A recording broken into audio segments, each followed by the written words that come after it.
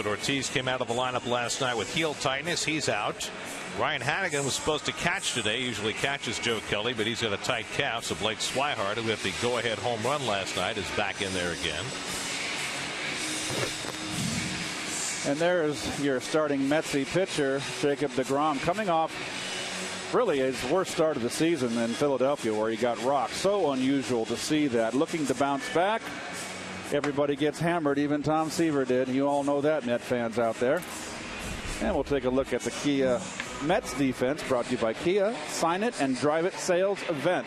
Conforto, the right-hander, in left field. Flores at shortstop. Tejada sits down today. Kelly Johnson at second base. Murph back at first. And we talked about d'Arnaud, red hot behind the plate. And David Wright, with the day off today, expects to be back in the lineup tomorrow after playing 2 extra inning games in a row. Beautiful shot right there on a beautiful afternoon. Shadows is certainly going to play a role with a 4 o'clock start on a sunny day. You can see the light stanchion already casting shadows across the third base line. As deGrom's first pitch on the way, it's taken for a strike by Mookie Betts, and we're underway. Betts 1 for 5 last night. He's been a hot hitter, 13 RBIs in his last 17 games out of the leadoff spot. See that, 59 RBIs for the year. And deGrom misses away at 97 miles an hour. Ball and a strike, and we're happy to report that the radar gun is fully operational tonight, right from the start. So all you conspiracy theorists. Pablo Sandoval on deck. And a fastball strike to Betts, and it's 1-2. 3 straight fastballs poured into the strike zone. Betts got a double. His lone hit was part of that 3-run 10th inning that won the game for Boston. deGrom working quickly. Fastball grounded out to Kelly Johnson. He makes the play on Betts for the first out of the day. So deGrom has come out firing after a start in Philadelphia that was anything but productive for him. He had an excuse, although he didn't want to use it. He had been sick as a dog the night before with some food poisoning, had to have an IV as late as 24 hours later. But he was unhappy that that news got out. Didn't want to make any excuses for what was the worst start of his career. He walked the leadoff batter in that game, gave up 3 home runs in 2 2/3 innings. Here's Pablo Sandoval, 0 for 3 last night, and his first curveball gets a swinging strike. And his first curveball is off the table. Wicked.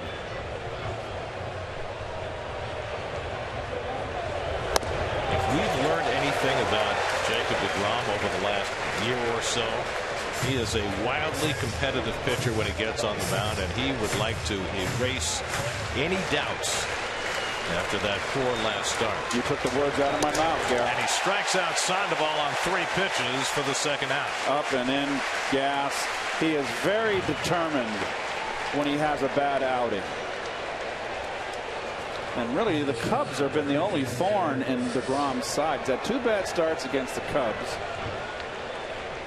Back on August 1st against Washington, remember, he gave up 2 runs in the first inning and struggled through 6, wound up throwing 5 straight scoreless after that, and kind of struggled at Tampa Bay, but still threw well. There's Xander Bogaerts, who had a very impressive night last night. 2 for 5 at the plate, looked terrific in the field.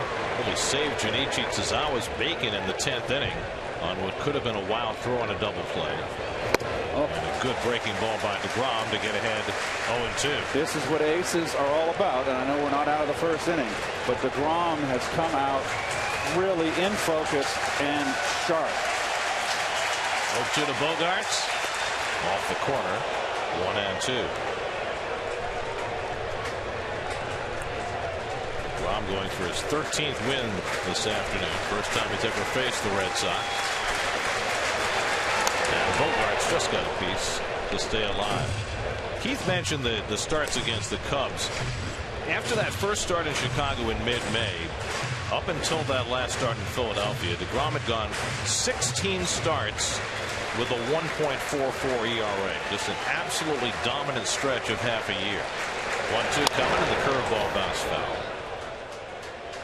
Bogaerts has a 9-game hitting streak working, 2nd year in the big leagues, and he has really blossomed. 4th in the American League in batting, hitting .316 for the year. Just 22 years old. 1-2 in the air to right. Granderson flips the glasses, finds the baseball. side retire. 1-2-3 opening inning for Jacob deGrom. Let's go to work against Joe Kelly in the bottom of the first when we come back. d'Arnaud slides into the cleanup spot for just the third time this season. Juan Uribe gets the start at third base. Kelly Johnson at second. Daniel Murphy at first. Michael Conforto in there against the right-hander, and that right-hander is hard-throwing Joe Kelly. 5-game winning streak. Came over in that trade last year in end of July with Alan Craig from the Cardinals. And the Cardinals got John Lackey in return. And Lackey's been terrific for St. Louis. Here's Granderson, who takes strike. Curtis 0 for 3 last night, but he walked 3 times, including once in the 10th inning with the bases loaded when the Mets were trying to rally against Tozawa. And Kelly pops the inside corner, and it's 0-2. Another productive Met right here in Curtis. Mets walked 12 times last night, but came up a couple of runs shy. It's not often you walk 12 times and lose. The starter last night, Henry Owens, walked 4, but gave up just 1 earned run. You usually leave a lot of men on base, and the Mets certainly did that last night. They left 14 on base. Second straight night the Mets have had 14 left on base. They won the Thursday night game in Philly in extra innings and then lost last night. 1-2 to Granderson with Cespedes on deck. And Curtis leans back. 2-2. Curtis has driven in 20 runs in his last 24 games in the month of August. Red Sox do not employ the full shift against Curtis with a hard thrower on the mound. And he pulls one to right field. Over the head of the right fielder, Bradley, and up against the wall. And Granderson pulls in at second base with a leadoff double. 28th double of the year for Curtis Granderson gets the Mets started. Oh, I'll tell you what. Curtis can play. It took him a year and a half to get comfortable over here in the Met uniform and in the National League, but he's a player. He comes and plays hard every day, and he has just done a phenomenal job the last month and a half, 2 months. It's now 51 extra base hits for Granderson. So he's on second with nobody out. Now Yoenis Cespedes, who went 0 for 4 with a couple of walks last night. Cespedes playing center field tonight. 23 RBIs as a Met, most he's ever had in a calendar month in the major leagues. Playing against one of his former teams, and takes a strike from Kelly. Daniel Murphy hitting third in the order, waiting on deck. Well, in the 25 games that Cespedes has played in the Met uniform, he's driven in 23. Boy, you'll take that. 84 runs batted in for the year. 63 extra base hits for Cespedes. And he gets jammed and fouls it off.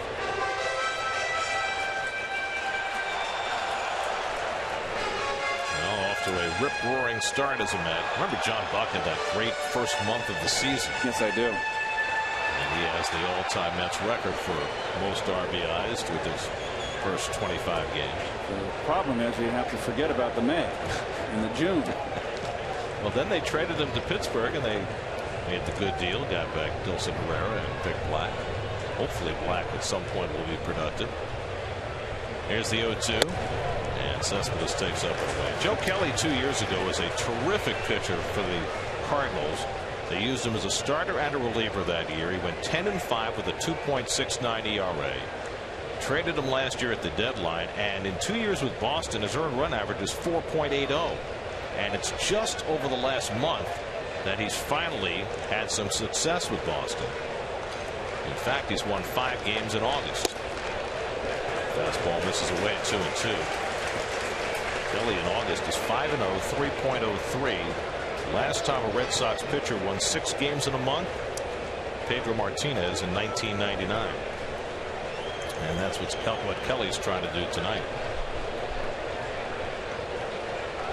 2-2 to Cespedes with Murphy on deck.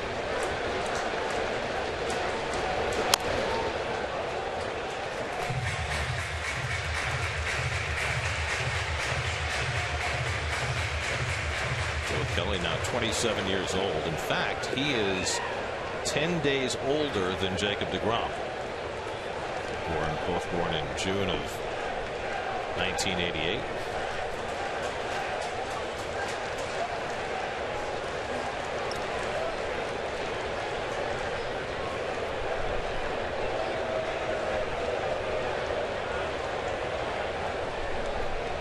2-2. The slider hit out to right center. That'll advance Granderson. Bradley over to get it. Granderson heads for third. And Bradley's throw well offline. So a productive out for Cespedes. Granderson at third with one out.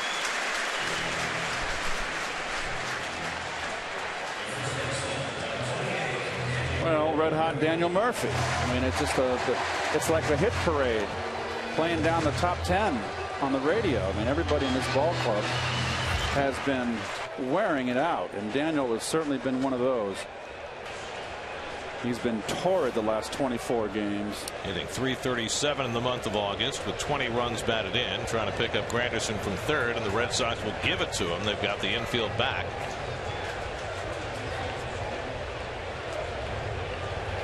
I'm not sure, having watched Jacob deGrom in the first inning, if I were Torey Lovullo, that I'd play my infield back. Well, yes, I hear you, Gare.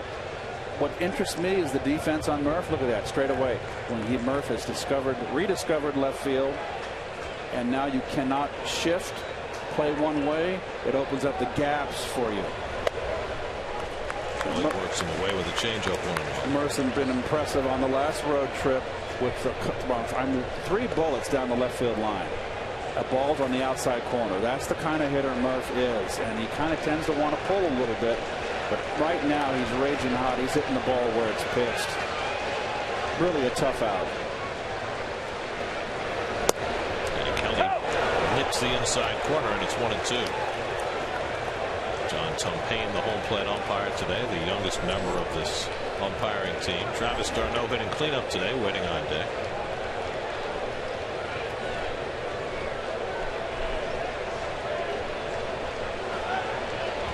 Kelly needing a strikeout. Not a big strikeout pitcher, 7.5 per 9 innings.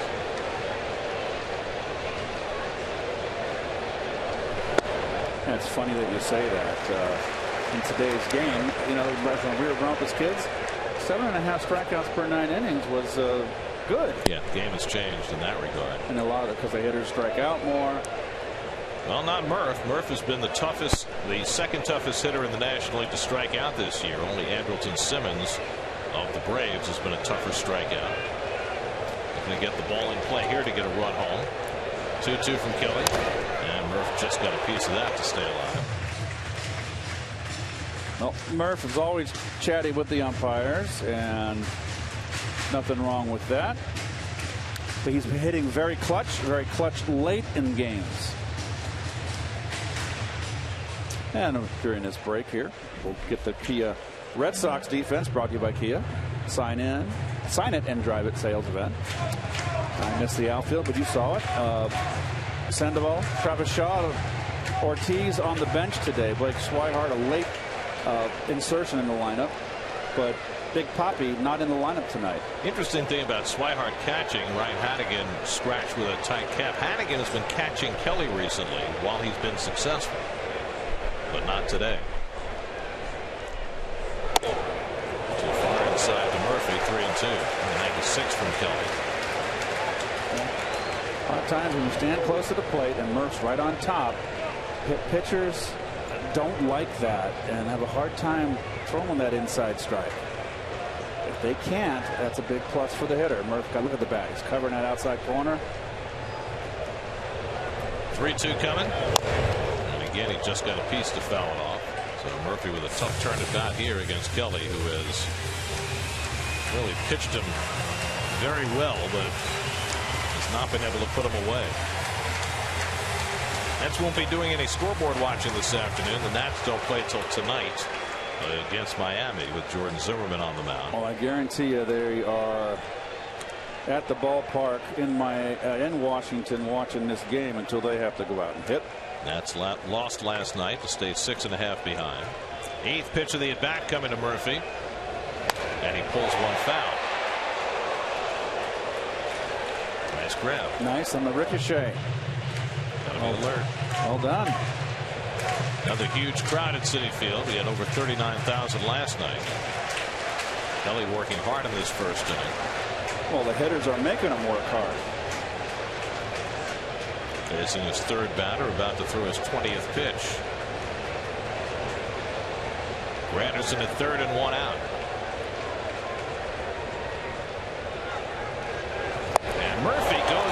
swing at it. Change up.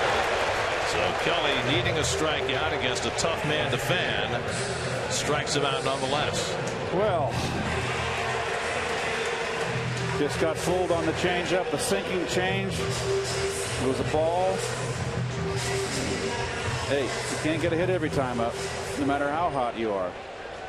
So 2 out. Granderson still at third, and now Travis d'Arnaud hitting cleanup for just the 3rd time this year. But why not the way he's been going? He's driven in a run in 6 straight games, looking for the 2-out hit to make it 7. And he takes the breaking ball off the plate for ball 1. d'Arnaud up to 279 on the year. Kelly Johnson on deck, and d'Arnaud has the highest slugging percentage on the team now, .544 slugging.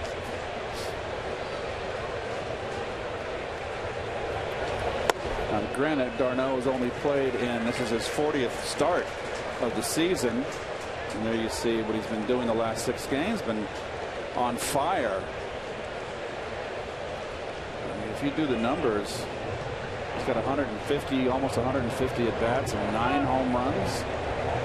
And 30 RBIs. Yes. Project that out over 600 at bats. That's 120 RBIs. Exactly. He's been an extremely productive hitter. Took him a week to 10 days to get it going after coming back from the DL, but he's been scorching ever since. And there's that new stance of his, not stance, where his positioning of his hands. He likes to hold that bat, the barrel over his head. Okay, that's fine. We showed you in the open. Those of you that missed it, hey, you missed one of the best opens in history. He's got his hands more set and back in a hitting position. Before, it used to happen where the E and the Mets is on his bat. Now look, his hands are further back, and he's got that almost that Julio Franco way he holds the bat over the top of his head.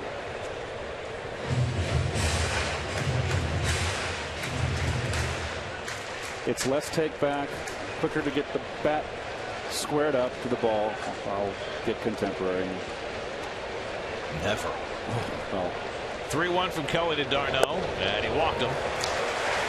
Red Sox pitchers walked 12 last night, and it certainly looked as though Kelly was being very careful with d'Arnaud. Yeah, it was ugly last night with the Red Sox bullpen. My goodness.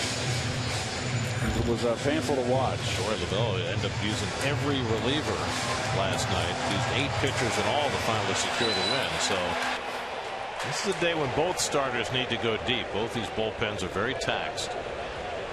Back to the point with the Mets where they're going to have Bartolo Colon available in the bullpen today. And I think that Bartolo will be fine with that.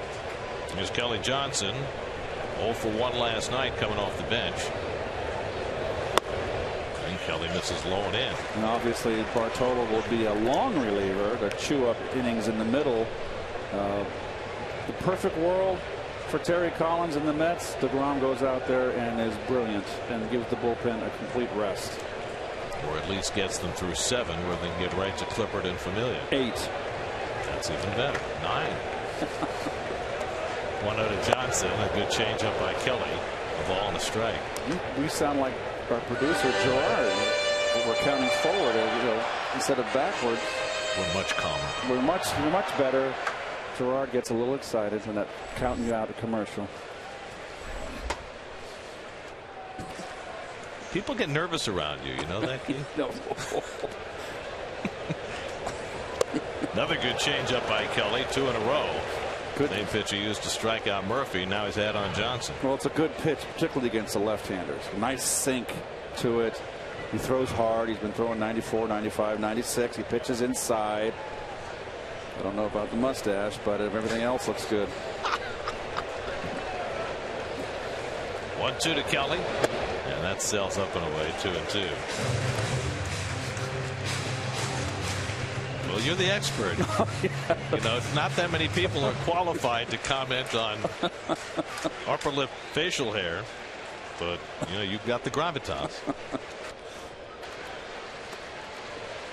So it's going to be a 30-pitch inning at least for Kelly. 2-2 to Johnson. 1st and 3rd, 2 out. And strikes him out with a changeup to end the inning. So Joe Kelly able to work himself out of big-time 1st inning trouble. And the Mets strand 2 off against DeGrom.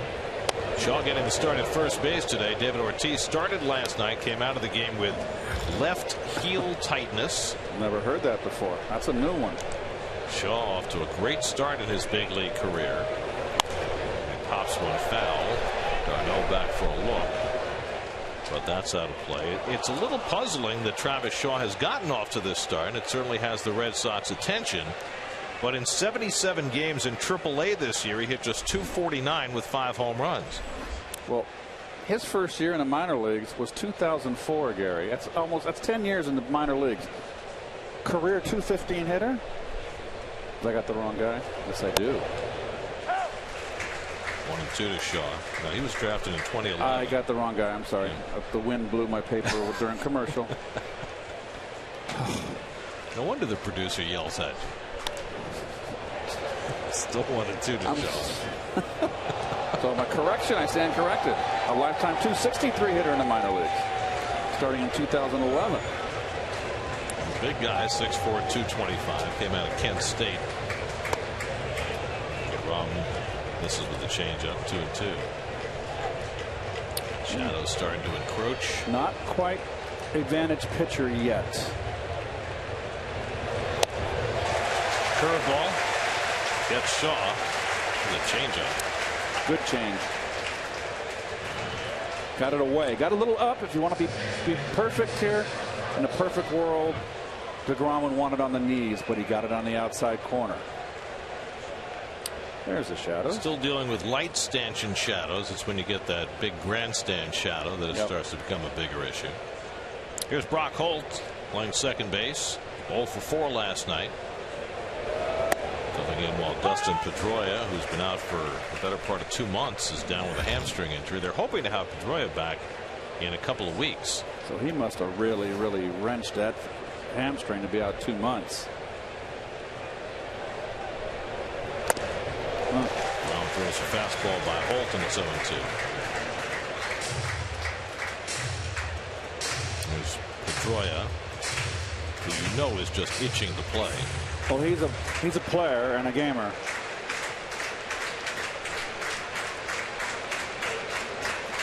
.02 coming to Holt, and he fouls it back. It's a very different looking Red Sox team now. They dealt Mike Napoli to Texas. They traded Shane Victorino to the Angels. Pedroia's on the sidelines. Clay Buchholz is out probably for the season with elbow problems. So it's a much younger looking Red Sox team, and that's actually helped them with a little energy through the month of August. Well, it was a very unusual World Championship season that the Red Sox had. No one expected them to go far that year, and they wound up winning the whole shebang. Yep. 2 years ago, and then last place last year, and last place again. They went from last place to world champions to last place. Now it looks like they're going to repeat. But they're only 7.5 out of the wild card. Amazing. Every team in the American League but one is within 7.5 games of a wild card. 1-2 to Holt. Change up away, 2-2. Well, it takes a full-page graphic to put up the American League wildcard standings. No, if anybody gets in there under 500, please. By the way, Toronto won this afternoon, bombarding Detroit 15-1. So the Yankees need to win tonight to stay a game and a half out of first. A good turn at bat for Holt. He works the count full. It's interesting. Of all the there's the 15-1. Toronto just keeps on pounding runs in. Only 2 teams in both leagues in first place have over 500 records on the road. DeGrom strikes out Holt. Went right back to the changeup for his 3rd strikeout of the day. Well, a little bit different than Philadelphia. What a difference 5 days makes. Is it 5 or 6 now? It's 5. 5 days. No bad room service hamburger. Was that what it was? That apparently was the culprit. Well, you know the story, right? David Wright showed up in the hotel lobby with cookies, and DeGrom turned down the cookies, had the room service hamburger instead, and should have gone with the cookies. 20/20 hindsight. Who knew where that meat was? where it went. Blake Swihart takes the curveball down 1-1. Well, Swihart hit the officially the inside the park home run that put the Red Sox in front to stay in the 10th inning last night against Carlos Torres. Turned out it was over the fence and should have been a conventional home run. I was a little hasty on the call. I didn't think it was a home run, and I was wondering why Lagares didn't react to the ball off the wall, but on replay it clearly was a home run. And Lagares said after the game he was 100% certain it was over the fence. Yeah. So my apologies to Juan, but you couldn't tell from that angle, the original angle, only on replay. Well, the stranger part was that Cespedes never moved from left field. Right. I mean, didn't move an inch. DeGrom goes upstairs to strike out Swihart, and DeGrom strikes out the side in the second inning. He's off to a spectacular start. No score in the second. Didn't score in the first against Joe Kelly, who required 30 pitches to get through the inning. Juan Uribe hitting 6th in the order leads off. Uribe pinch hit last night and walked. Getting the start with David Wright getting the day off today. And Uribe takes a strike. 27 games for the Mets, only hitting 181. But he scored 11 runs, hit 5 home runs, and 12 runs driven in. Wax run the other way, and Uribe has a leadoff hit. So Kelly, who had to work hard to extricate himself from trouble in the first inning, in immediate trouble in the second. Little slider upstairs. Nice hitting by Mr. Uribe. Nice level swing. A cut and slasher. I'm going to have to say that. I can't think of another term, folks.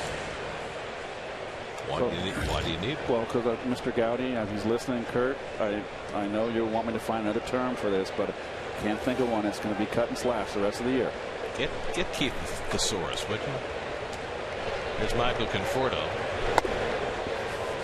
Conforto 0 for 1 last night. Last 12 games, Michael's hitting .351. He looks very much a big league hitter. Just 77 at bats out of Double-A. This is his 22nd major league start. Strikeouts are a little high if you're looking at his numbers. 77 at bats coming in with 20 strikeouts, but it's been a real learning experience for him.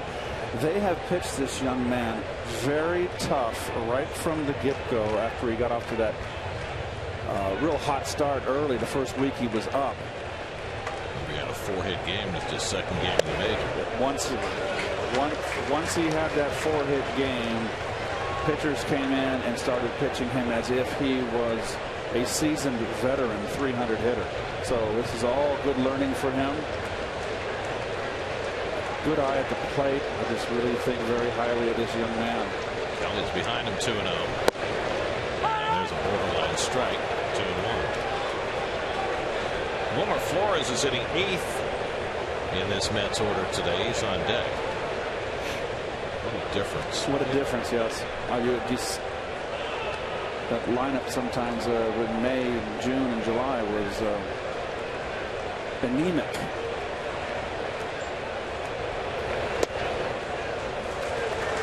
Misses to Conforto, and it's 3-1. Always a little bit of pull in the outfield. Center field shaded for the pull.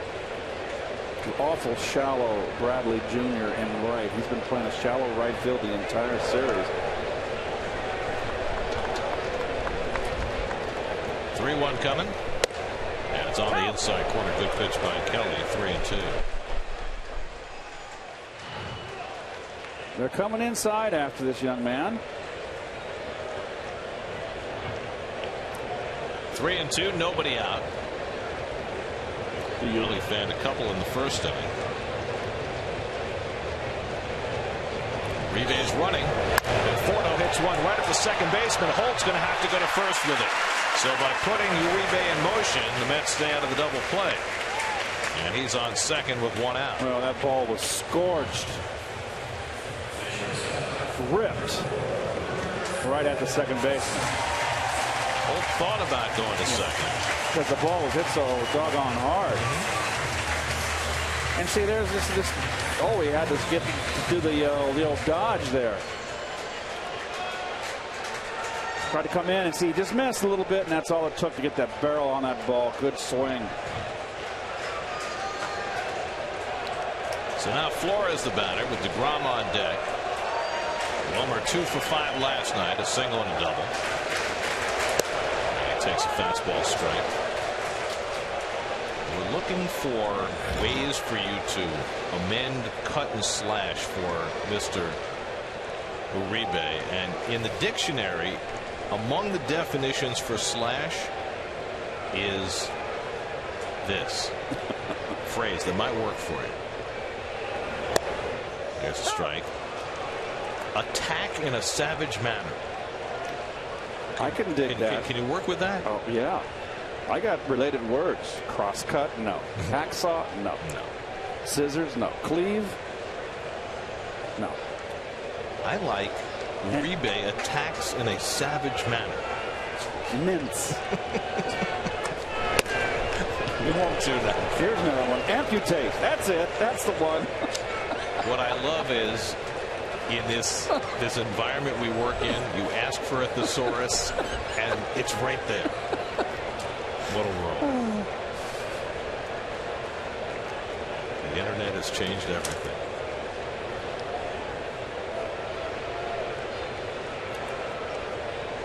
Flores fighting from behind. 1-2 coming from Kelly, and he jammed him. And he got the hands out of the way. 2-2. Just one more quick phrase, Gary. Yeah. To strike repeatedly with something long and thin or flexible. No. That's it. Enough of that. To lash. To whip. I'm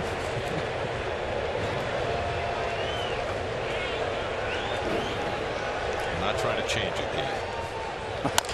Ground ball right near the second baseman. Holt comes in and gets Flores for the second out as Uribe goes to third. Well, Holt had to worry about that ball hitting the bag. Nothing discombobulates an infielder more than having to worry about a ball that might hit the bag. You're going to rush and get it like that.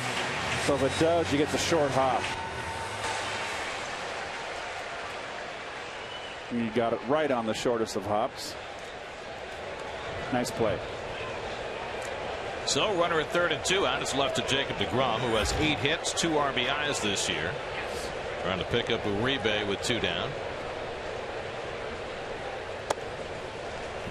Leads him off with like a changeup. That was not 94 miles an hour. It's a vast conspiracy to mess up that radar gun. Again.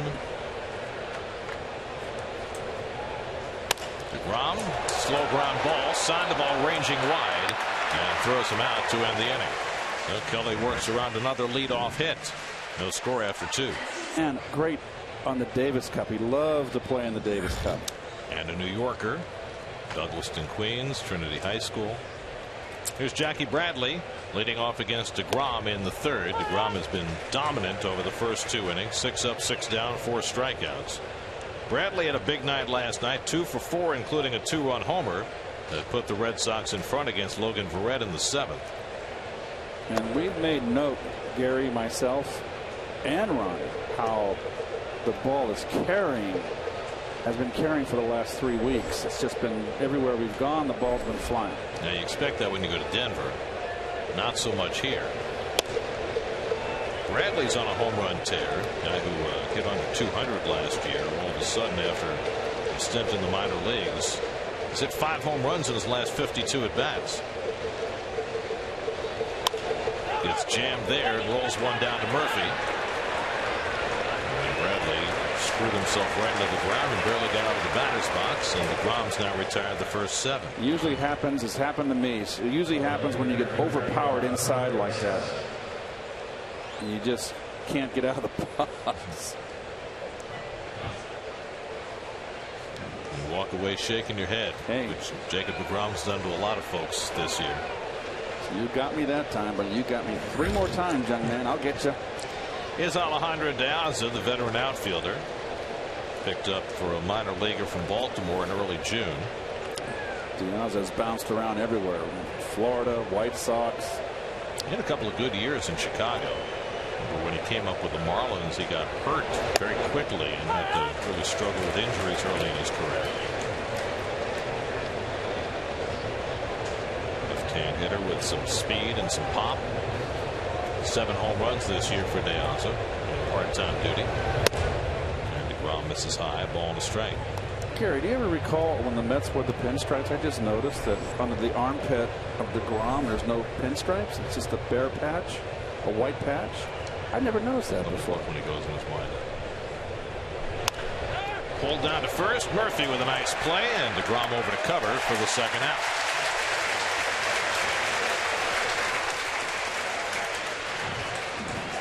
Well,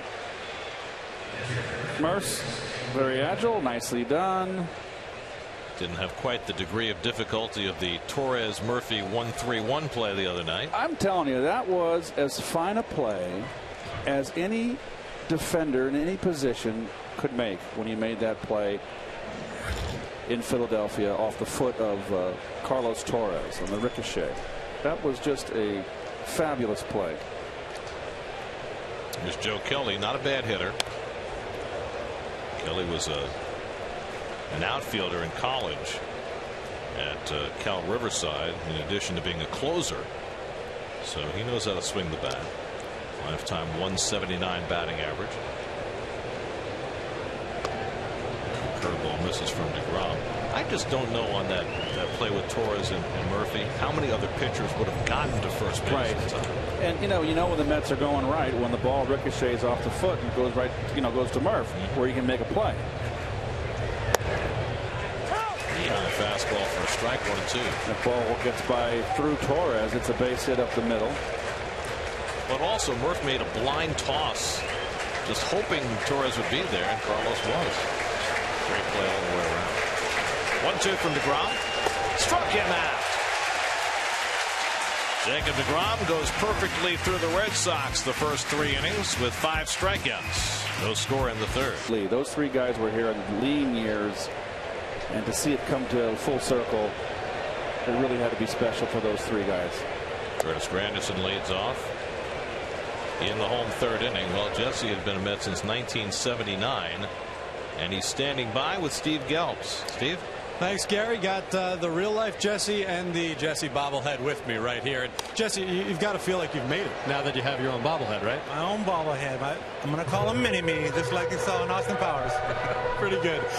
Jesse, first of all, before we get into 1986 and Mets Red Sox playing again today, tell the fans who don't know what you're up to right now, living out in San Diego and enjoying life. Yes, I am out in San Diego with my family, and we're just having a good time out there.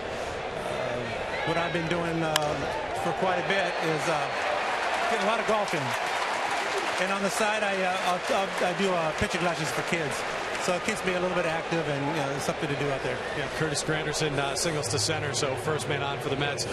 Jesse, when you look at Mets Red Sox, we don't get to see this all that often. Do the memories just come flooding back to you? Is that what comes to mind when you watch a game like this? Yeah, it is. I mean, it just brings back '86 right off the bat. A lot younger players now, but that's all right. But it's good. It's the interleague play type like that. To see the American League team come in, it's fun to see that. Jesse, when you look back on that run, and especially in the clinching games in the World Series, Game 7, and against Houston, the NLCS, and in Game 6. Looking back on those moments, just how stressful a situation is that, especially that Game 6 against Houston where the winning run's on base and you got 2 men on, you've already given up 2 runs. What is going through your mind as a reliever right there? Well, first of all, I'm looking for a bathroom. I tell you what, it was a tight situation, and I was starting to get a little tired. But I mean, you either suck it up or go home, and so I gave it the best I could. I know I lost my fastball, but so I tried to reach back and use something else, which I had to go back to my number 1 pitch, my slider. But it was a tough game, but support from the players, stuff like that. I want to get to the World Series, so I had to really give it all I could. And in both those situations, the release of emotions when you get the out. I mean, that second one's immortalized right here, but that first celebration was just as good, if not even better. Were those celebrations, especially one of the World Series, totally organic moment, just kind of living in it, or is that something that you had kind of pre-thought in the World Series? If I get this out, oh, I didn't do that. First of all, I mean, clinching the playoffs, kind of like got the exciting moment, get it going. I didn't know what I was going to do that time. First of all, I was probably too tired to get my arms up. And then when it got to the World Series and when that happened, it's funny because I had friends call me and they were asking me, so what are you going to do on the mound if you don't throw the last pitch? I said, I don't know. I'd be happy to throw the last pitch. I don't know what I'm going to do. And so it just the nature of the beast just came out as far as, hey, let it go. And that's all I wrote. It was fun. Jesse, Keith was just mentioning, Gary, we're talking about how you were one of those Mets that saw the whole turnaround take place and how sweet that must have been to finally culminate with a World Series. There are a couple of guys on this team that are going through that turnaround right now. Just how sweet was that moment, considering all you had been through with the franchise? Well, when I got to the Mets, it was just kind of a building process. It took a little while until about 1983 is when we started making some transactions. Having Keith come over and Gary and then Roger and Doc, all these guys coming up the minor leagues. You can just see everything escalating. I remember I was in Italy at that time with my wife, and over the TV there was a trade that happened. It was Gary Carter coming over, and I'm jumping on my bed, and my wife thinks I'm freaking out. So things like that, and then from that point on, we made a mad rush at winning games and like contending with the teams, and 84, 85 gave us a big lesson of what we need to do, and then that was all it was. And then 86 we just gelled. Well, Jesse, it's great seeing you. It's great catching up, and enjoy the rest of the game here. And guys, after that double play by Yoenis Cespedes, let's send it back to you. Murphy just misses the line. Foul ball. Well, Jesse had 4 appearances in the playoffs. To me, that was what it's all about. To me, the most pressure was the National League Division playoffs, because you don't get to the World Series if you lose that. And we knew we had our hands full. Jesse had 4 appearances in that series. And I know he was gassed. He pitched 2 innings in Game 5, and then had the off day and went 3 innings in that final game, Game 6, and obviously got the W. I noticed he mentioned throwing his slider at the end of the game. Retired numbers, very few of them. For tickets, visit Mets.com/Free Shirt Friday. Mets are still one of the few teams that really guard and protect their retired numbers. Only one player, and we all know that's Mr. Tom Terrific. That'll change one of these days. Gil Hodges, of course, Casey Stengel. Mookie Betts leading off the 4th inning. DeGrom behind in the count for a rare time today. He's retired 9 straight to start the day with 5 strikeouts. Betts grounded out his first time up. Mookie Betts is well aware, by the way, that Mookie Wilson is in the building. In fact, Mookie Betts asked to meet Mookie Wilson today, and the Mets tried to arrange that, but batting practice schedule got in the way, so they plan to get the 2 of them together tomorrow. On the ground, Flores on the backhand. The long throw is high and sails over Murphy. Betts is safe. Did he take a turn? Murphy will put a tag on him just in case, but no. Joe West says he's safe. Well, Flores had plenty of time to set himself, and he does. But just gets loose with his throws, Garrett. He tends to get loose. And there's that tapping of the glove. David Wright has that problem too. It's an error on Flores, giving the Red Sox their first base runner of the day. There goes the perfect game. Now Pablo Sandoval, who struck out on 3 pitches his first time up. Betts is a base stealer. He's got 17 this year, so DeGrom will keep an eye on him. Jacob has done a remarkable job controlling the running game. Only 3 steals and 7 tries against DeGrom this year. Betts gets a healthy lead.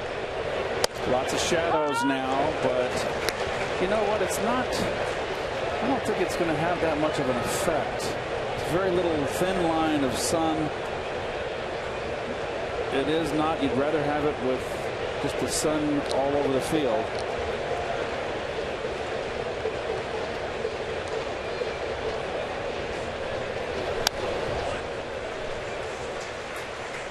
I just remember the '69 World Series and those day games, afternoon games they played with Seaver out there, in particular that one game, how difficult it had to be with Tom in his prime throwing the way he threw. The shadows at Shea Stadium were the worst in April and in October.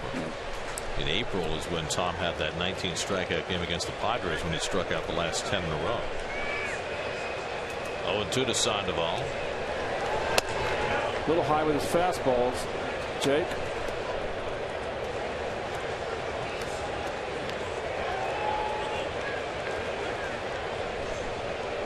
Xander Bogaerts on deck.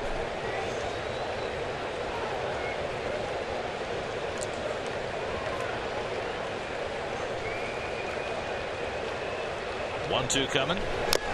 Sandoval just got a piece of that fastball to hang in. I tell you what, DeGrom is, and we know this now from seeing him now, we're almost into a second full season for Jacob, and he is not afraid to throw his fastball. Love him. Would love to play behind him.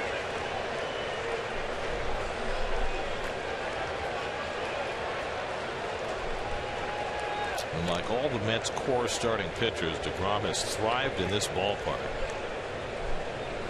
This is his 23rd career start at Citi Field. He's never given up more than 3 earned runs in a game in this ballpark. Never. This year, a 1.46 ERA at home. Good pitcher's park, and he's taken advantage of it.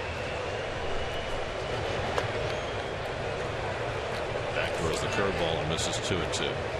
Well, since last year when DeGrom made his big league debut, he's got the best home ERA in the majors. No one better. I mean, Cueto's kind of amazing being up there in that home field. He's got to pitch in. When he was in Cincinnati. Yes. Struck him out through the fastball by Sandoval, who strikes out for the second time. That's 6 for DeGrom. Upstairs. Twice he's punched him out upstairs, up and in. Didn't have that great late life in the start in Philadelphia. And he got hit hard. But he has bounced back today, and the Combs are proliferating.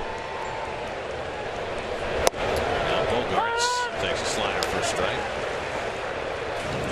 Bogaerts flied to right his first time up.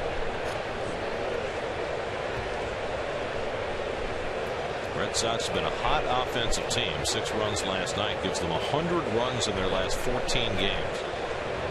That's over 7 per game for the last 2 weeks. Knee-high strike, and it's 0-2. Well, Harvey held him in check for 6 sparkling innings yesterday. Left the game with a 2-0 lead. But it's been that kind of year for Matt. Really, his whole career has been that way. Low-run games where he doesn't get the result. Slowly hit to third. Uribe right at the bag. The throw to first, and it's picked up by Murphy for the out. That's a terrific play by Uribe against the speed of Bogaerts. 2 away. Well, he had no time here to set himself, and he gives Daniel a nice easy pick here. Always like the short hop. Well done all the way around.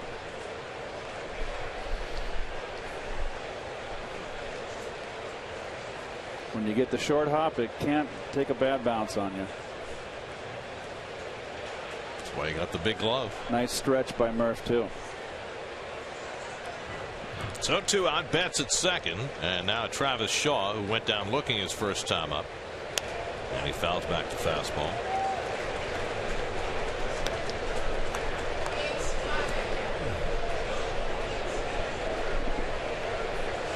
Shaw is the first baseman of the moment for the Red Sox, getting a chance to play since they traded Mike Napoli to Texas.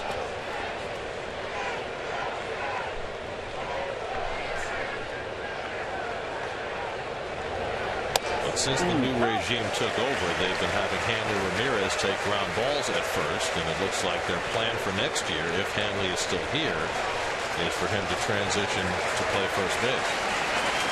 Well, the 2 trades they made for Sandoval and Ramirez did not pan out this year for the Red Sox. 0-2 to Shaw.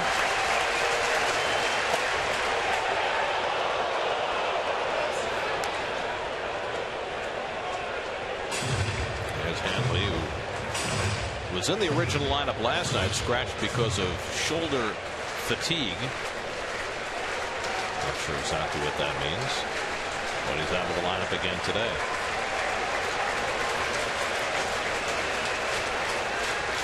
One-two. Late swing foul.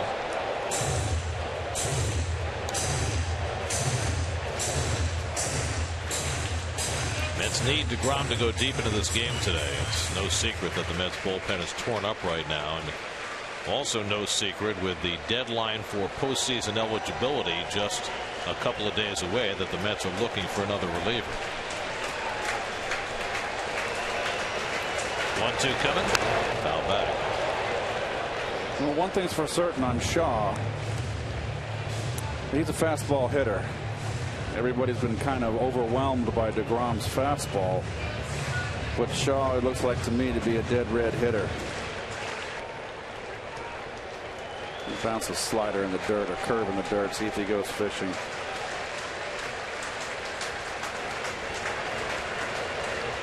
One-two coming. Struck him out. DeGrom strikes out Shaw with the changeup for the second time. 7 strikeouts through 4 hitless innings for Jacob DeGrom. His first time up. And Joe Kelly throws a curveball for a strike.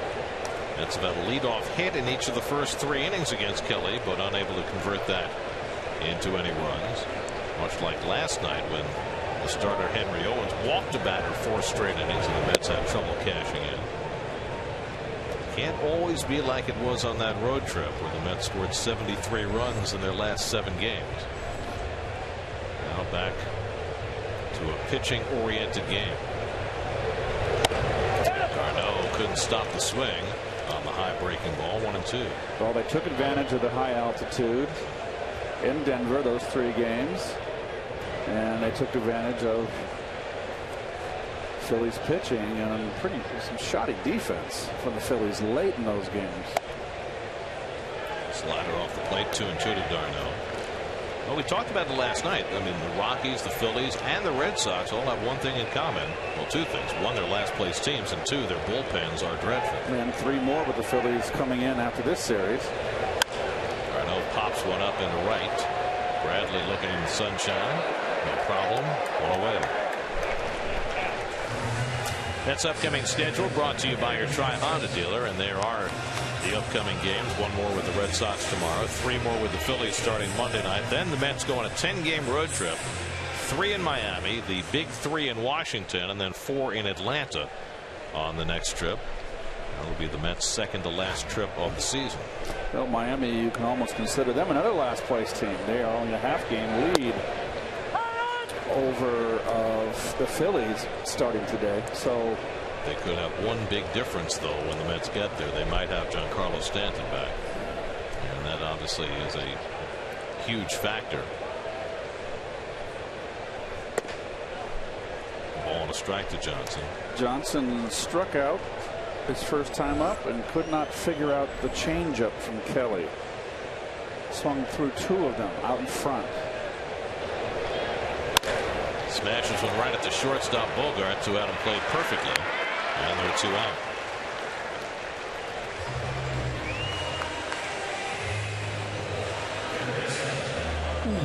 So Kelly has a chance for his first 1-2-3 inning, and now Juan Uribe, who went the other way and had a base hit to right, leading off the second. David Wright with a day off today after playing 2 straight extra inning games. Terry Collins said he expects David to be in the lineup tomorrow, but he said you can't be certain with And with David's condition, it's a day-to-day proposition, and we'll check with David in the morning, make sure that everything's okay, and then he'll pencil his name in the lineup. He'll be in the lineup tomorrow. Sure, you're right. But you can understand why Terry is just trying to tamp down expectations for David, because nobody really knows over the long term how many games he can play and what kind of period of time. He's swung the bat very well since coming back. That's for certain. And after a couple of shaky games in the field, he's looked much better defensively. I'm not worried about his fielding. It's the hitting. And then yesterday he had to race from first to home when that error was made in right field. That is more worrisome than the other two. You don't want him getting hurt. Toward the hole, Shaw gets over to get it and hits Kelly for the 3-1 putout. And so Kelly has his first 1-2-3. 97 apiece. DeGrom, though, has had the upper hand. He is not allowed to hit through the first 4 innings. Brock Holt leads off the 5th and takes ball 1. Holt struck out his first time up, 1 of 7 for DeGrom over the first 4 innings. Holt, Swihart, and Bradley for the Red Sox in the 5th. And DeGrom behind 2-0. Only 1 base runner for the Red Sox so far. Betts reached on an error leading off in the 4th. See how the shadows have progressed with this late afternoon start. There's a strike, 2-1.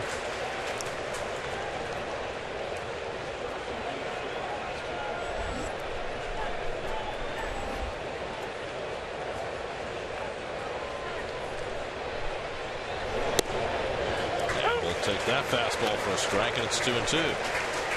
Looking for a breaking ball on a guy that is like, what did I say last half inning? I love Jacob deGrom now over the last 2 years. What does he like to throw? Likes to throw a fastball. Why am I taking a fastball? And the changeup misses, 3-2. deGrom and Holt were both in the All-Star game this year for the first time.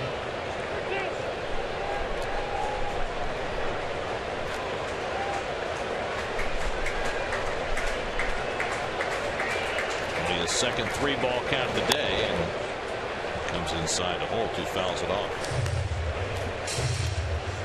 It's nice to see these major league physiques out there again, not like these Michelin men back in the 90s and the early 2000s. The normal physiques out there.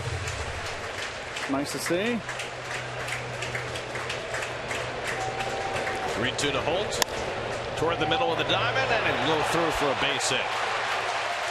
So the Red Sox have their first hit of the day against DeGrom, a leadoff single for Holt. Fastball away.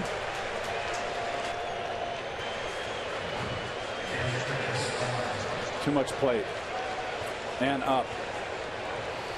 DeGrom needs to get the ball down, starts focus to get it down.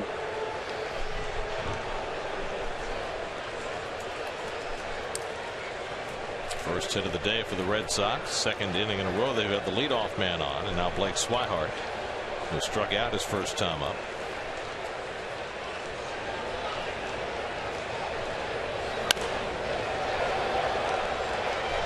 An impressive home run last night that put the Red Sox ahead. Dead center field. There were 3 home runs hit by the Red Sox. 2 to left center field. And then 1 dead central. And that was the deepest part of the ballpark. Right? As Gary and I mentioned how the ball's been carrying. Ortiz and Bradley, and then Swihart. That's a fastball strike, 0-2. Swihart was asked after the game, given the unique circumstances of his home run, he was asked, have you ever hit a inside the park home run before? And he said, it still happened. Very funny. And he waves weakly and a fastball away. And DeGrom strikes him out on 3 pitches. 8-8 now for DeGrom. Good running fastball. Changeup, excuse me. Or was it a fastball? Just made him look bad. I had an inside the park home run in Old Busch Stadium off, I believe, Dick Ruffin when he was playing for the Braves, pitching for the Braves. And it was off the dead center field line drive, hit above the padding where the concrete was, and it rolled all the way back into short center field.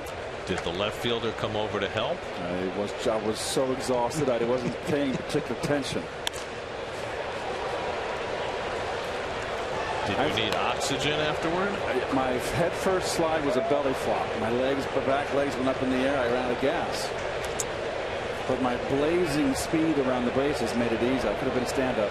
Did anybody get a good shot of you on that belly flop slide? July what now? July 26, 1977. I hit it. It was off Dick Ruthven, right, Truck? 1-1 to Jackie Bradley. I'm kind of proud of that one. It wasn't one of those July day games at Busch where it was 140 on the field. I don't recall if it was a day game or not, but it was a rocket. I hit it 2-iron. That was your standard. Fastball by DeGrom. Big follow through, more than normal. Did you see that? Did he think that was strike 3? Was that what it was? It was only strike 2. Let's see. Look at his follow through. No, he slid. Looks athletic even when he falls. Yeah. 1-2 to Bradley. And the curveball in the dirt. Delayed steal attempt. And Brock Holt goes to second. Oh, the Red Sox have, they had 2 last night, Gare? I don't know if they're going to call that a steal or a wild pitch because the ball was in the dirt. Have to see the runner. If it's a delayed steal, or did he go? No, that's got to be a wild pitch, huh? That is how they're going to score it. So runner in scoring position with 1 out. 2-2 to Bradley with the number 8 hitter Diaza on deck. And a half swing. Did he go? He went around strike 3. Strikeout number 9 for Jacob deGrom. This is starting to get into the stratosphere here, the ionosphere in strikeouts. 9 strikeouts, and we're in the 5th inning. 15 outs in 5 innings, folks. Do the math, and you got 9 strikeouts.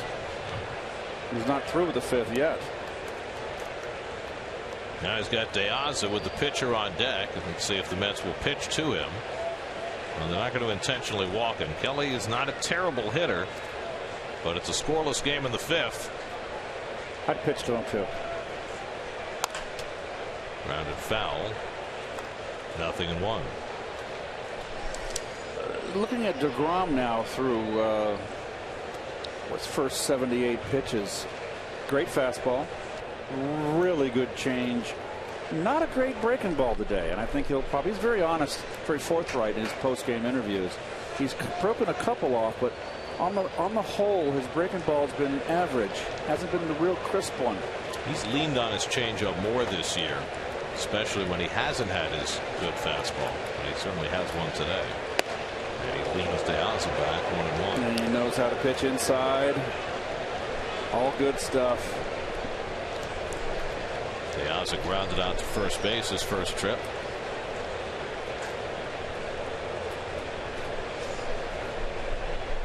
This is a game the likes of which Met pitchers have been involved a lot this year. Late swing. 1-2. Well, they're all big uppercutters here, so this plays right into deGrom's strength. That good high riding fastball. When you uppercut, it's hard to catch up to it.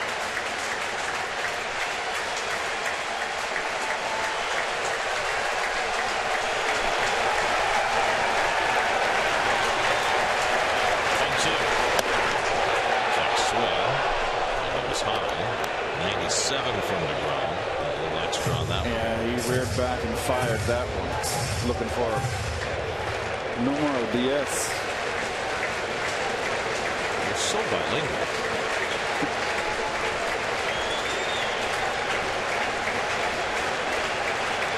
Two to Diaza. And he just got a piece of that to keep the at-bat alive. deGrom does not give away in his motion any of his secondary pitches. Everything is uniform. And I always look for those things, and I can see it from the center field camera. But he does not. Oh, there you go. Nice dining right there. Left field line. Look at that view. That is Cellar Club. That's great. Oh, yes. Good food, good wine list. Again, the 2-2. Up and away. Now full count to De Aza. DeGrom angry with himself on that last pitch, but you don't want to groove one to De Aza here. You got first base open and the pitcher on deck. You should be able to throw him something he has to chase. 3-2 coming, and he misses with the breaking ball, and he walks him. First walk of the day issued by DeGrom. Well, not a heartbreaking one, except for the way it builds his pitch count. It's not what he would have preferred. However, a pretty good at bat by De Aza. So here's Kelly, who struck out his first time up. 1 for 3 on the season. 15 career hits, 5 career RBIs. First time the Red Sox have had 2 men on today. Holt at second, De Aza at first, and Kelly trying to bunt for a hit. DeGrom off the mound and throws him out to end the inning. Well, Kelly figured to give it a chance, but DeGrom fields his position without his first time up, at the ball solidly. And he takes the curveball from Kelly for ball 1. Good eye right there, which Conforto shows us every time he's in the lineup. Left side of the Boston Red Sox infield, playing Conforto for the pull. Oh, where's that pitch? That's a call that Kelly's been getting today, but not that time. You see the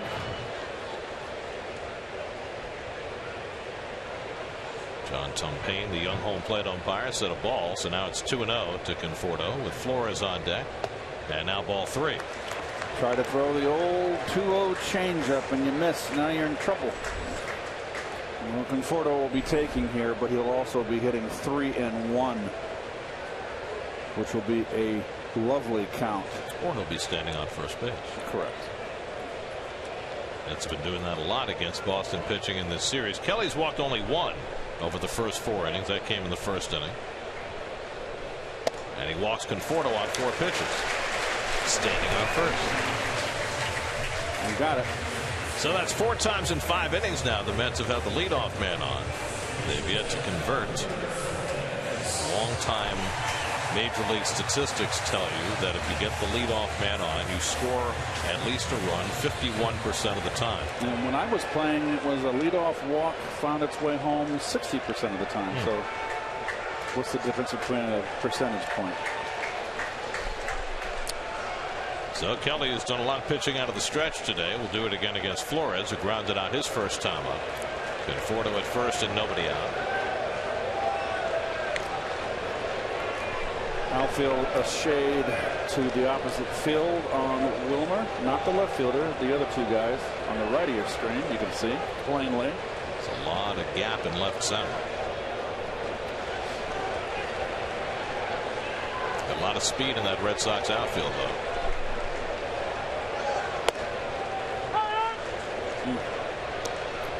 Interesting that Wilmer doesn't walk. Very difficult to walk, but he takes a lot of first pitches sometimes. I'd like to know what his thoughts are on that. His approach. He's only got 16 walks this year. 425 official at bats, and he hasn't walked in a month. But he sure has been swinging well. Hits that one weakly. Holt comes in to get it. They get the out at second, and the relay by Bogarts in time for the double play. Did that the Red Sox turn their second double play of the day. Did that tip the pitcher's mitt, or am I crazy? Couldn't have. No, definitely not. That ball just jammed him. Got in his kitchen. Wilmer not fleet of foot, and even though that ball was hit very slowly, the Red Sox still able to turn 2. Well, Wilmer too takes a full backswing, and he's slow out of the box. Here's DeGrom with 2 out and nobody on. Well, there's one thing the Mets are lacking. Well, not one thing, but one thing they've lacked all year is team speed. And it's the reason that they made the deal to get Eric Young Jr. back in the organization. That's hit the other way, but playing toward the line is De Aza, and perfectly positioned to make the grab, and that ends the inning. 5 in the books at Citi Field. Still no score. Sorry, Mookie Betts will lead off. Never apologize.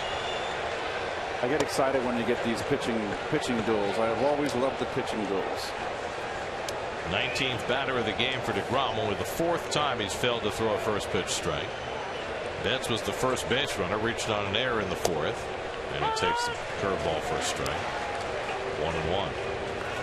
Betts, Sandoval, and Bogaerts against DeGrom. He's walked 1, struck out 9. Working at a nice pace. 2-1 to Betts. There's the Panda on deck.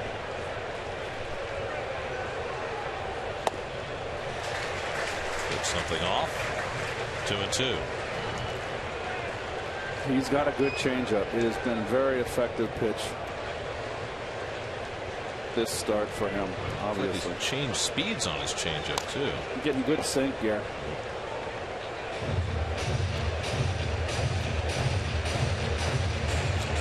But he's up to 90 pitches, and this is a day the Mets needed DeGrom to go deep into the game. It might be hard for him to do that. Yesterday, Matt Harvey had the ripcord pulled after 6 scoreless innings, and might be the same with DeGrom today. 2-2 to Betts. Hit hard, base hit. So the Red Sox have their second hit. Mookie Betts, a leadoff single. 3rd straight inning, the Red Sox have gotten the leadoff man on. It's the best way to start your weekday. Join Suki, Corey, Linda Church with the weather, and Caitlin Monty with all the traffic. From 5 to 9 on the Pix 11 Morning News, where every story hits home. Well, Mookie Betts has a very quick bat. Stays level on that belt high up pitch. Now Sandoval, who's been overmatched so far today, struck out in both at bats. Betts a base stealing threat. And Sandoval goes after the pitch out of the strike zone. 17 stolen bases for Betts, only caught 4 times. So you got to keep an eye on him.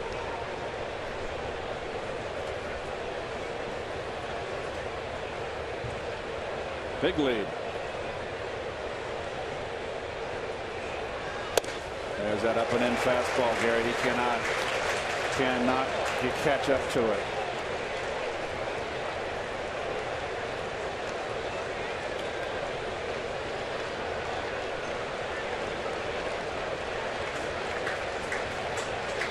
DeGrom ahead on Sandoval, 0-2.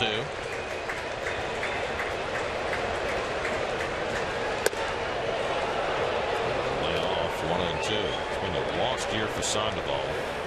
Signed a 5-year, $95 million deal with the Red Sox to come over from the Giants. Lifetime .294 hitter. He struggled to stay over .250.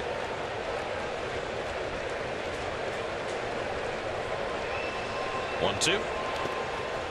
Delayed steal attempt again, and the ball gets behind Flores, but backed up by Johnson, and Betts is safe at second. We'll see how they score that one. Is that if it's another one as the other one where it's a wild pitch? That's what they're going to say. The Red Sox are very alert on the bases for a team that's basically playing it out.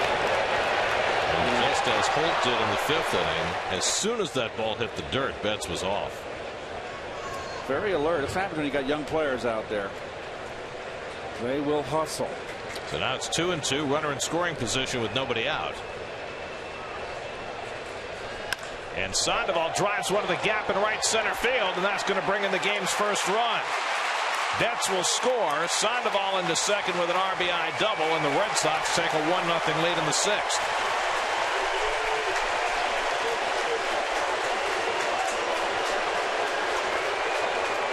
Well, only the 41st run driven in by Sandoval on the year. DeGrom wanted to come up and in, Gary. He got it up, but middle. There's the difference. Not a great swing on it, just kind of flicked his bat and tomahawked that pitch into the gap. And you can low ride home here. Don't tag up. You got it. First run of the game brought to you by Dunkin' Donuts. America runs on Dunkin'.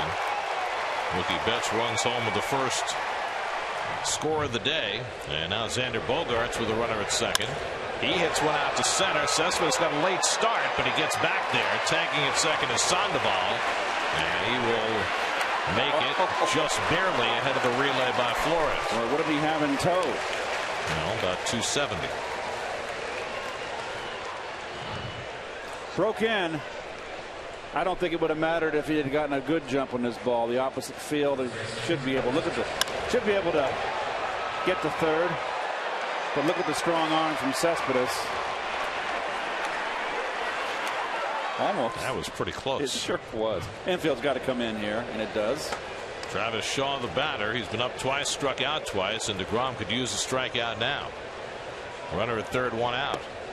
And the curveball misses down for ball one. And DeGrom has just been missing with that down breaking ball. Hasn't been able to find the range.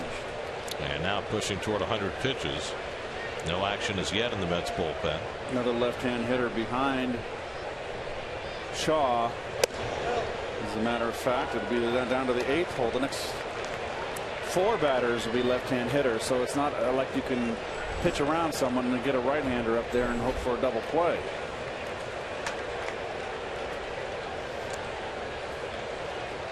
Ground behind 2-0 on Shaw.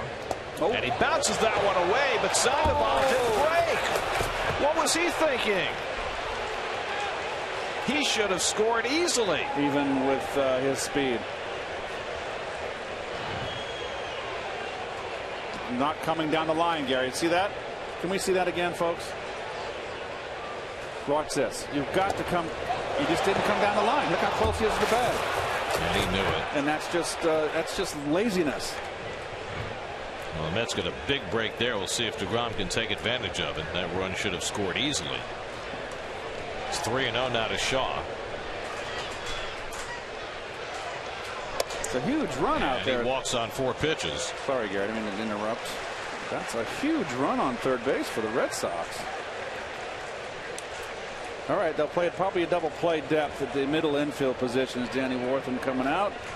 Talk to his pitcher. Probably instructions from Terry Collins on how to play the infield.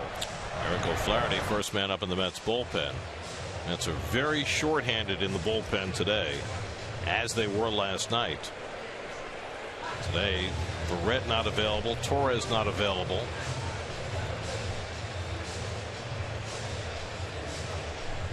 So the Mets have shipped Bartolo Colon down to the bullpen for a day. He might be able to give the Mets an inning if need be, and delayed his side session just in case. What the heck is Brian Butterfield having a major conversation with Panda over at third base about? Well, how about you should have scored? I don't think that's what they were talking about. Brock Holt, the batter. Infield at double play depth. Holt is 1 for 2. Well, you could squeeze here, even with Panda at third. You sure he'd run? You've got Murphy having to hold a runner on first. You've got Uribe playing way back. But, you know, you got a young left-hand hitter up there having himself a 300 season. Let him swing the bat.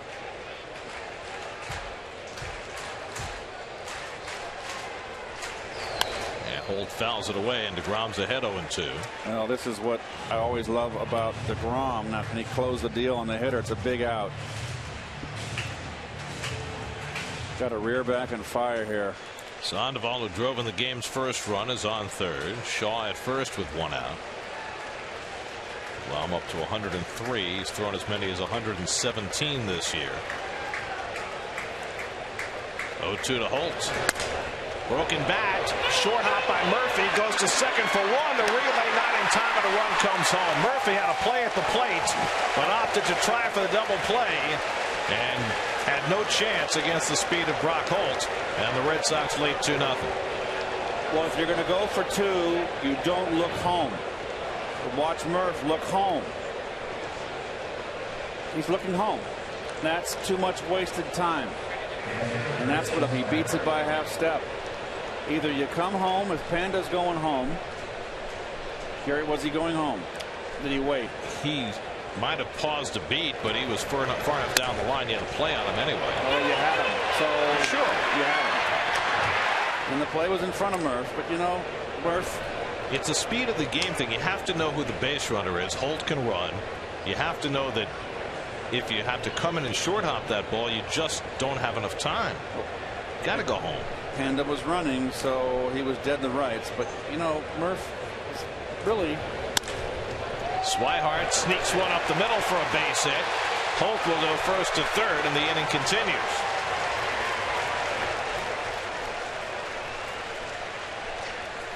You got to stop the bleeding right here. Change up, down and away. Good hitting, good pitch. Tip your hat to the hitter. And just to put a capper on it, Murph is really a guy that's bounced around. Really doesn't have a position. Hasn't played enough first base. So any position he's playing, he's basically out of position. 2 runs are in, first and third and 2 out. Jackie Bradley, the batter. Garneau wants to give signals to the infield about what to do if Swihart takes off. Swihart, remember, swiped a base last night. It was before his inside the park home run.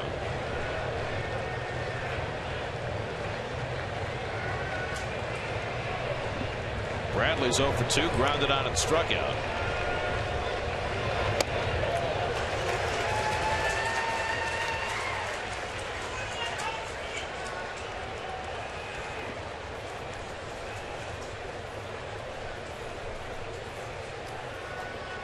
DeGrom had struck out a batter in every inning before this one.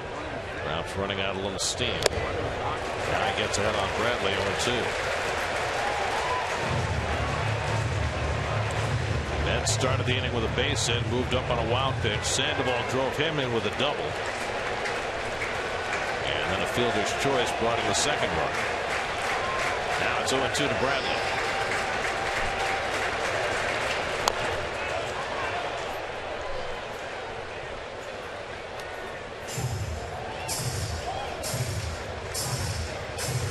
The Mets is such a funny game. 8-1 road trip.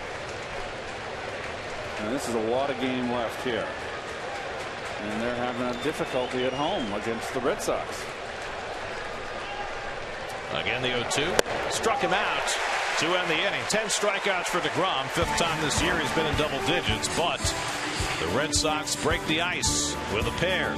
Mets up the top of the batting order coming up. Cardinals 4-run 5th inning against Ryan Vogelsong, and the Nats play tonight. Third time around the Mets batting order. Curtis Granderson 2 for 2 today, a double and a single.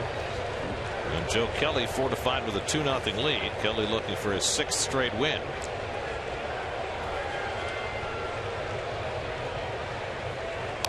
And a check swing foul, and it's 0-2 to Granderson with Cespedes and Murphy to follow in the home 6th. I wondered, you see how long it took Kelly? He pitter-pattered on the mound when he started his motion, and it was much longer.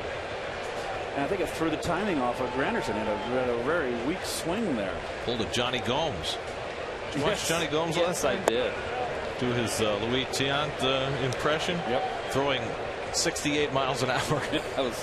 Gave up a home run.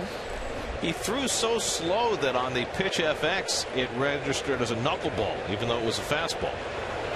And he looked shell-shocked when he gave up the home run. Johnny said he had never pitched before, not even in high school. But he took the hit with the Braves getting blown out.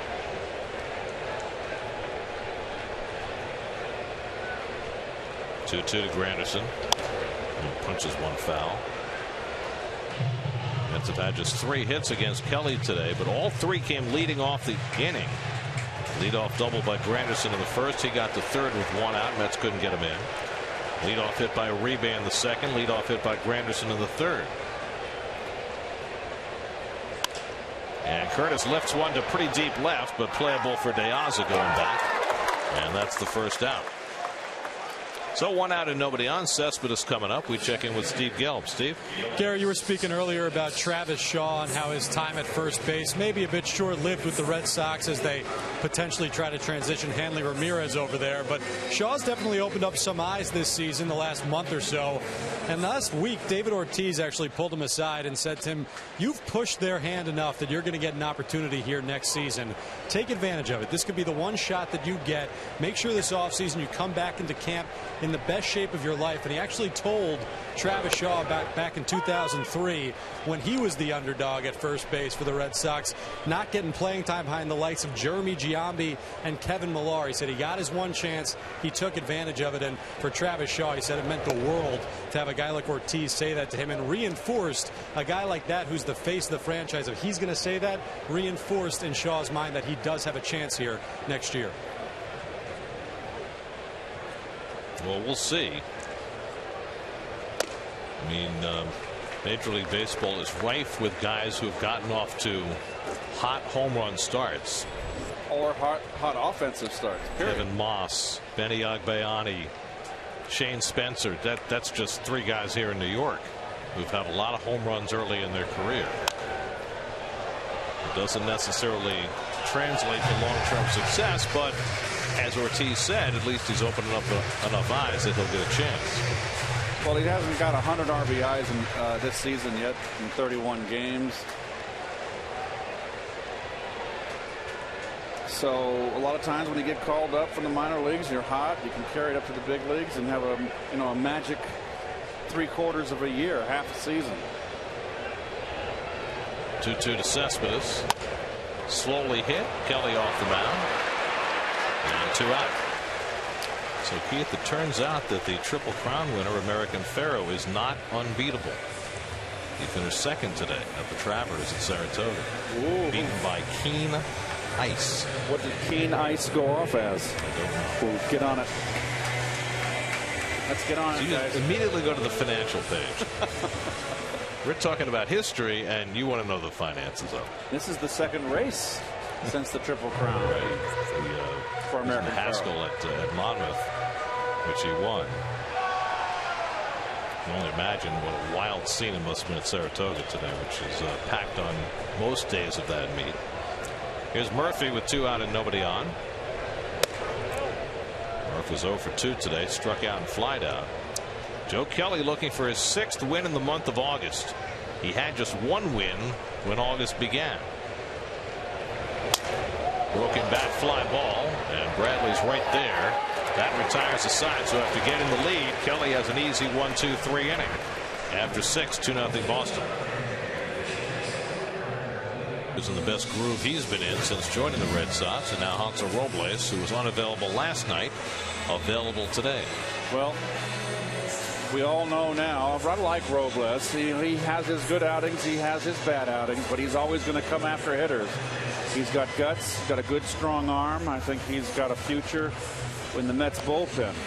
But this is with the pitch counts and sticking so tight to the pitch counts that if you don't get to that 8th and 9th inning with Clippard and Familia, you're running a tightrope here, the Mets, to get to that 8th and 9th spot. Well, you've got to have effective 7th inning guys, and the Mets thought they were going to have enough before Henry Mejia was suspended for the 2nd time, and now they're searching for that guy. They were hoping Logan Verrett might be that guy. He stumbled last night.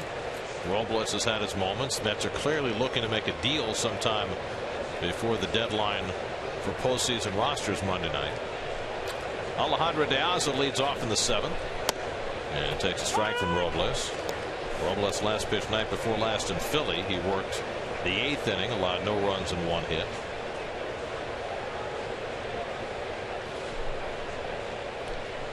Pitcher Kelly is on deck. And certainly Torey Lovello, the Boston manager, would like to push Kelly as far as he can. Their bullpen is torn up. Well, with everybody having worked last night. Kelly's at 87 pitches through 6. De Aza pops one up. Darno sheds the mask and slides, but he can't quite get to it. The on-deck circle did not help him. I just don't understand those on-deck circles, which are so dangerous when the player hits them. a lot of them are rubber, so the cleats will. And you know, that ball, I'm sure Travis feels he should have made the play. I think he got a little bit, got a late break on it. Can you explain to me why those circles exist? Because they're in the dirt, so you can't have it. You got to have something. You can't have the players kneeling in the on deck circle. Strike 3 right there. You can't have a player kneeling on dirt. Couldn't you just have a circle in the dirt? But those are made so you're not going to slip. If you're wearing rubber cleats or steel spikes, you're not going to slip on those. You might, if you don't lift your feet, you might trip over the edges. But you know, they're kind of like AstroTurf. I don't really have an issue with them, but what's dangerous is all the bats. The rosins there, the donut, the lead bat. That can be troublesome. They're not as dangerous as the rubberized warning tracks. Those were terrible. Those were a big problem. That's how Terry Francona got hurt, and his career was shortened. Up in Montreal, if I recall. Kelly bailing out, but time was not called, and it's a strike. Well, Kelly was bailing out as the first pitch came in, and bailing out again on the second, and didn't get time. Now it's 1-1. I think we've seen this before with Robles in Philadelphia, but he's not really quick pitching here. He's just got Kelly a little confused. Or else Kelly's heart is not into this at bat. At least his head's up, unlike Darren Ruff. And he has made quick work of by Robles, who has back-to-back strikeouts to start his stint. And Kelly, who's working on a shutout, can go away smiling. Get to Citi Field tomorrow when the Mets take on the Red Sox at 1:10. The first 15,000 fans will receive a Mets toy truck courtesy of W.B. Mason. Stay after the game, and kids 12 and under can run the bases in the Mr. Met Dash. For tickets, visit Mets.com/Family Sundays. Hello, Mr. Mets. He's got to be hot in that cocoon, that helmet, whatever it is. His head. Excuse me, kids. It's a head. He brings joy wherever he goes. I know. Not necessarily the comedy of the Philadelphia Fanatic, but a sheer joy. He's a baseball. Yeah. A smiling baseball. What could be better? 1-2 to Betts. And unlike the Fanatic, he's not green. Oh, look at the little cutie.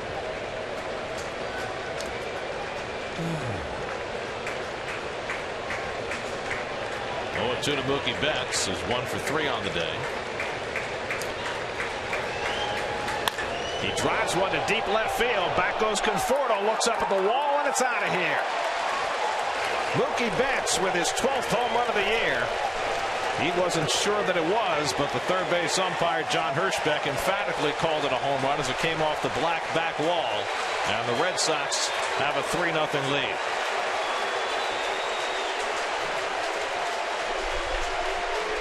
He is very quick inside, Garrett. It's Mookie Betts.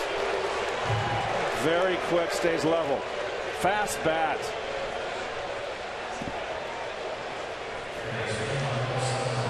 Well, the Red Sox have themselves a couple of 22-year-old budding stars in Xander Bogaerts and Mookie Betts.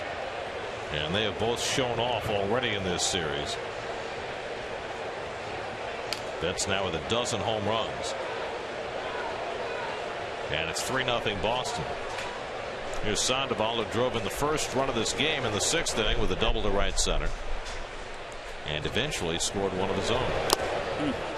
So Robles had struck out the first 2. He was 0-2 on Betts, and then gives up the home run. Just looks like Sandoval is just trying to go for the downs every pitch. Not the same hitter.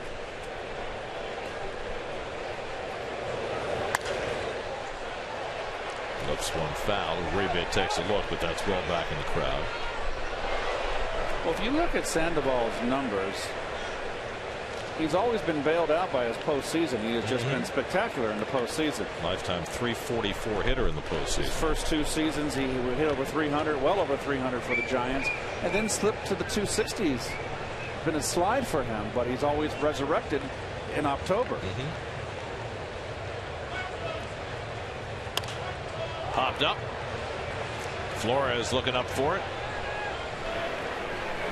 And that retires the side. But Mookie Betts adds to the Red Sox lead. Behind in the count 0-2. He crushes one to left. 12th home run of the year for Betts. 7th inning stretch time. 3-0 Boston. Like a pitcher set at the belt. So it's got to be either about Kelly or about Robles and his quick pitching tendencies. In any event, Travis d'Arnaud leads off in the home 7th with the Mets now down 3-0, and Kelly working on a 3-hit shutout. d'Arnaud has walked and flied out today, 0 for 1.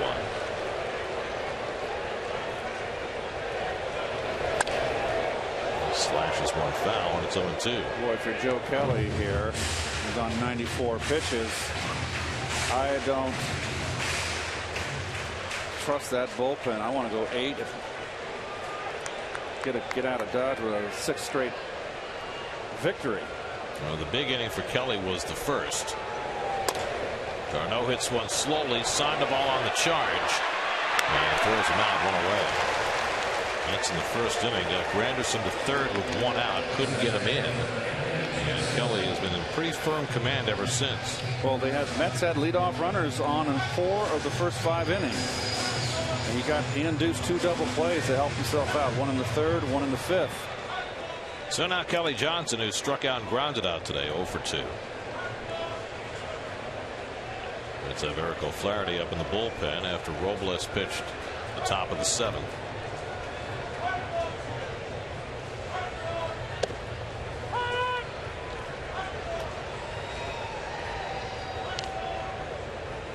There's O'Flaherty up for the 2nd time today. Nice. Down the left field line, a base hit for Johnson. And he'll stop at first as De Aza gets it in quickly. And the Mets have their 4th hit of the day, their first since the 3rd inning. Nice hitting by Kelly. Second ball he's hit hard. Last at bat in the 4th, hit a bullet at the shortstop. Here he goes with the pitch. It was away. So the Mets with a 1-out base runner, and now Juan Uribe, who had a base hit leading off the 2nd. 1 for 2 on the day.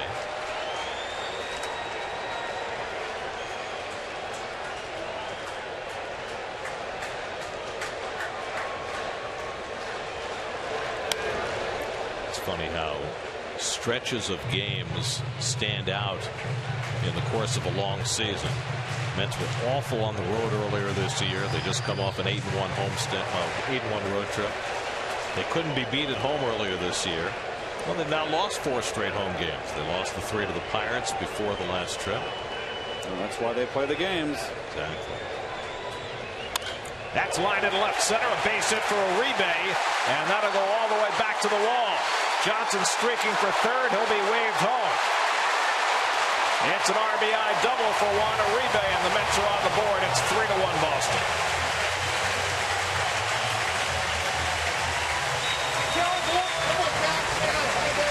Keith made the point earlier about Uribe. He hasn't had a lot of hits as a Met, but he's been so productive. And people were worried about his bat speed. That pitch is down and in, hard sinker in on the hands.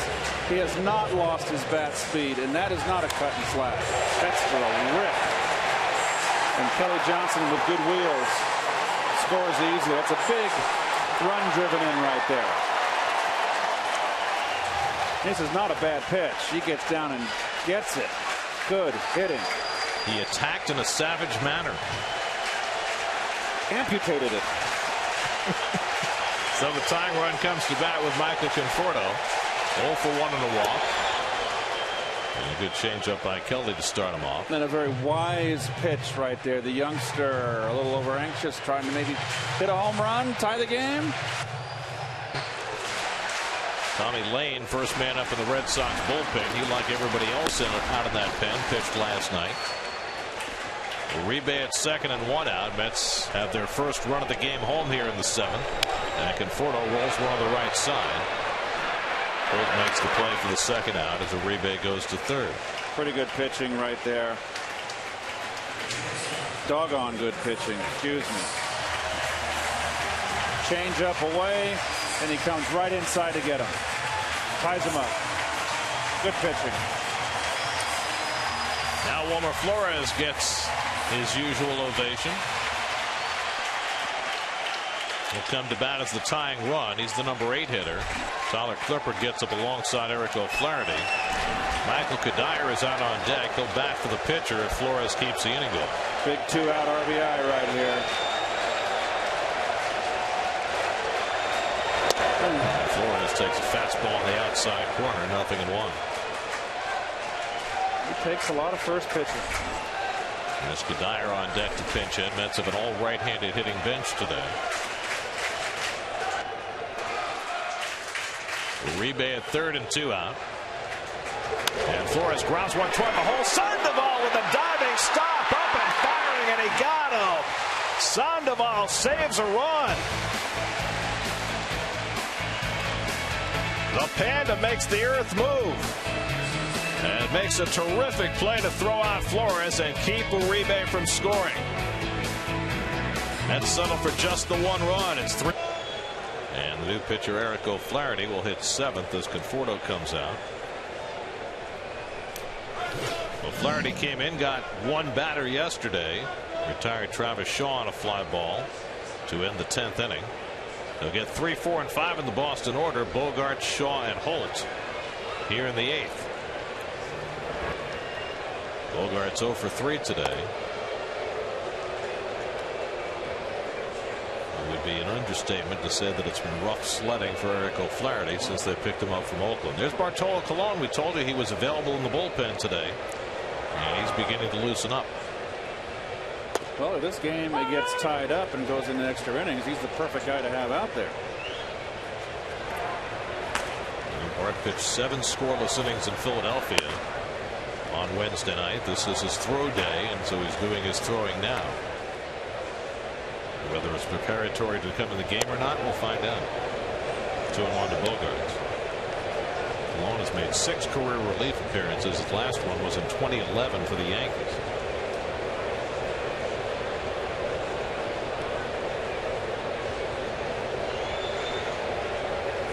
Bogaerts swinging at the changeup and missing. 2-2.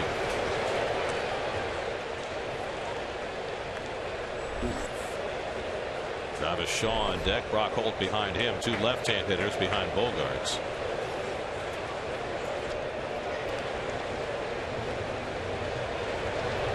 And O'Flaherty strikes out Bogaerts with the changeup.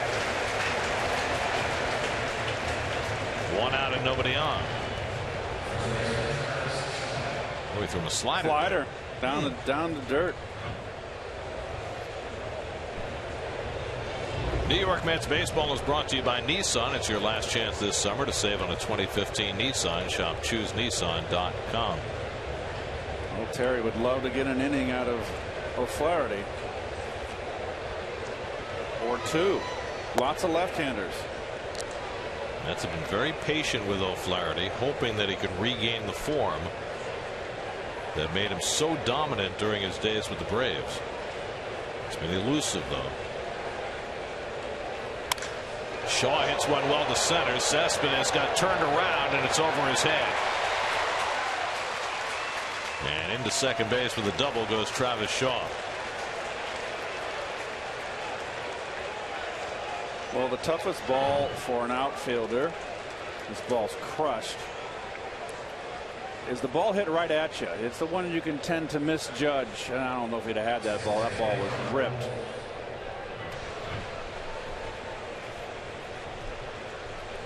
So the Red Sox have their 6th hit. Shaw at second with 1 out. Now Brock Holt, who was 1 for 3 and an RBI on a fielder's choice his last time up. He takes a slider for a strike. Jacob deGrom went 6, allowed 2 runs, 4 hits, walked 2, struck out 10. Hansel Robles worked the 7th, gave up the home run to Mookie Betts, and now O'Flaherty trying to negotiate the 8th.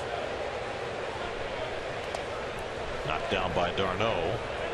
Ball and a strike to Holt. The switch hitting Swihart in the on deck circle is a .213 hitter against right-handers, .368 against left.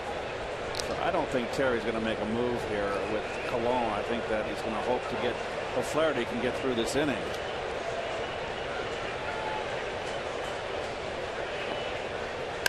Holt grounds one right at Johnson. And that's the second out as Shaw goes to third. Well, Brock Holt's a hustler, isn't he? Yes, he is.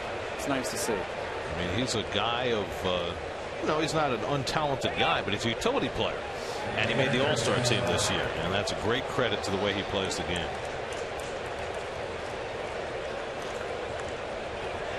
So 2 out, a runner at third, and now Swihart, who's 1 for 3 today, singled to center his last time up against DeGrom in the 6th. No home runs from the right side of the dish.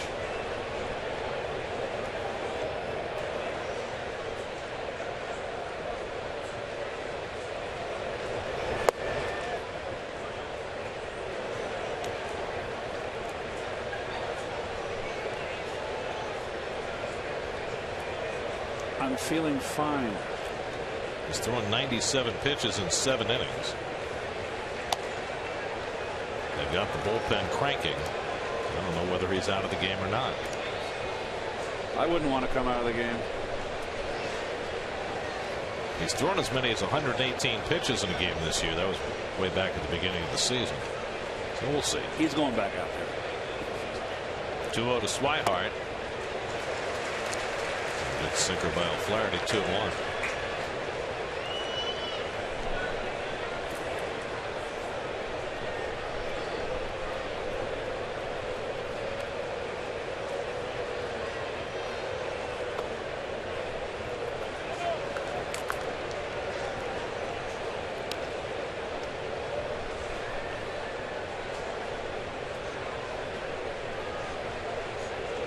Just announced a sellout today, over 43,000 on hand. 4th sellout of the year. 4th. Well, ball 4 to Swihart, and now runners on the corners with Jackie Bradley coming up. Flaherty being careful with the right-hand batter. We get the left-hand hitting Bradley now, and Bradley hitting .432 against lefties with a home run. 0 for 3 today, grounded out and struck out twice against DeGrom. Now Colon has been throwing in the bullpen leisurely, but that's Bart. You don't know whether he's ready or not. I guess he's probably always ready. Bartolo's always ready. He knows what to do. He's been around too long. Slider misses outside. Bradley 1-0. Red Sox 3 runs, 6 hits. The Mets 1 run, 5 hits. Another left-hand hitter, Alejandro De Aza, on deck.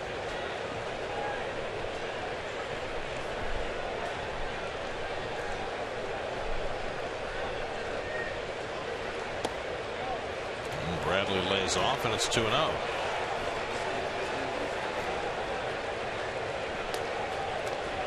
And Dan Worthen's going to come out for a mid-at-bat conversation. You don't see this very often. Not from Dan, anyway. But this is a huge spot here. Mets are already down 3-1.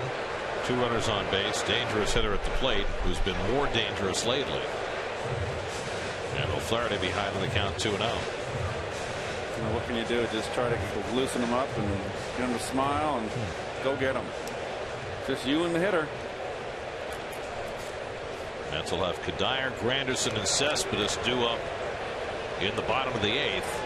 O'Flaherty trying to keep the 2-run game. Shaw at third, Swihart at first, and 2 out. 2-0 to Bradley, and there's a fastball for a strike. I always said that left-handers, when they're behind and need an out, 2-0, they love that fastball away.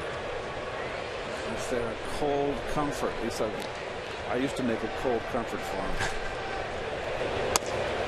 Sounds like it wasn't comfort at all. Except for you. Couple of fastballs in a row, and that gets O'Flaherty back even.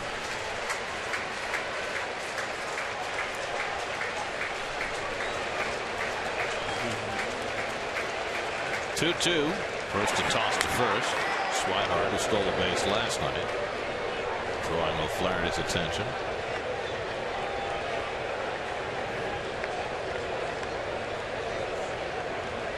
Oh, it's nice to see the stadium packed.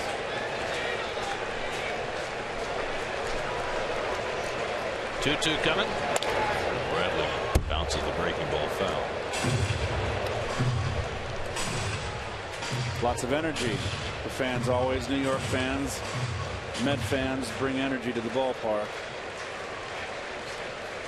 Haven't had a ton to cheer about today, but they're upbeat. 2-2. Swihart runs. Mets let him go. It's a stolen base for Swihart, his third of the year, his second in 2 nights. Well, you'd think he'd wait for a 3-2, wouldn't he? Now Besa could play 2 runs. He's looking back all the way. I don't, no comprende. Or no comprendo. 3-2 coming. And Bradley goes down swinging. Darno makes the toss.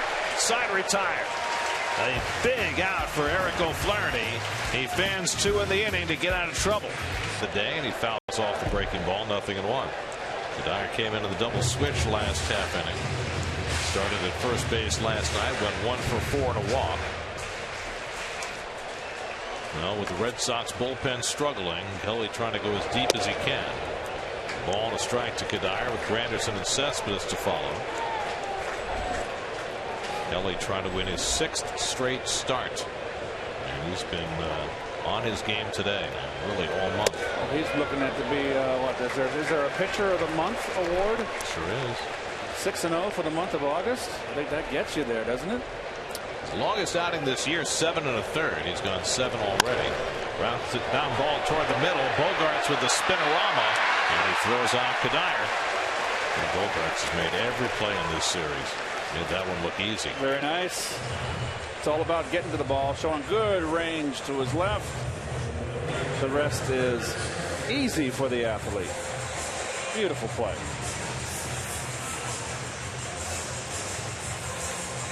Well, Torey Lovullo was on his way out to the mound.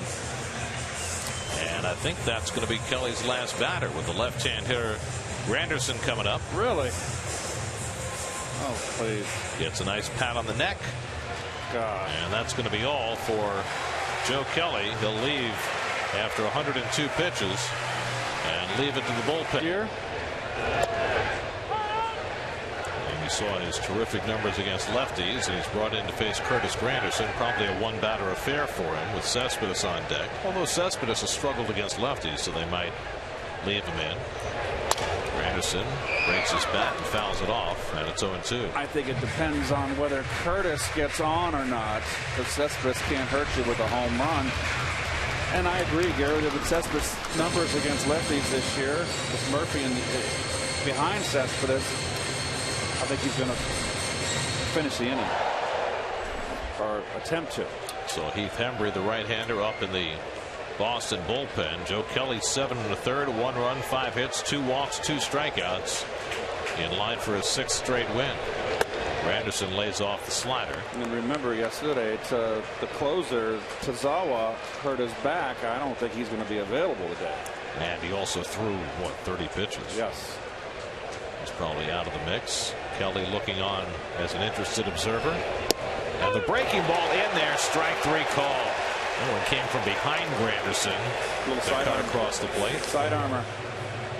Gave him a little sidearm buzzsaw.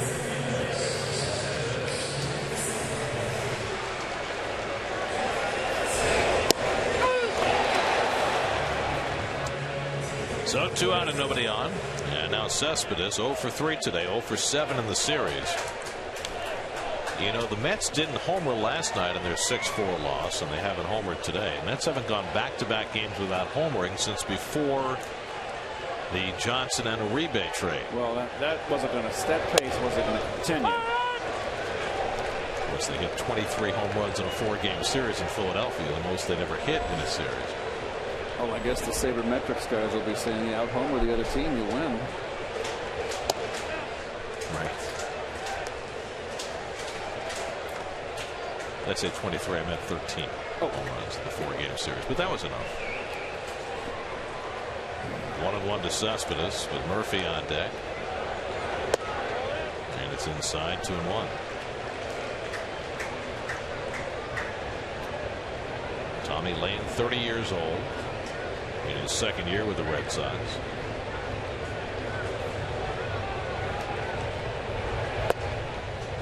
Keeps it away from Cespedes, and it's 3-1. You can't walk him here. He can't beat you. 3-1 ball game. Free passes. Murph's Murph hasn't swung the bat to that great. Hasn't had great success. There you go. A good big rip by Cespedes. Murph hitting only .235 this year, but in 1 home run. But Murph has a clue up there. And those numbers have been coming up. Yes, they have. And no free passes with Murph in the on-deck circle. I think Cespedes hurt his back on that last swing. I do too. Big, powerful swing.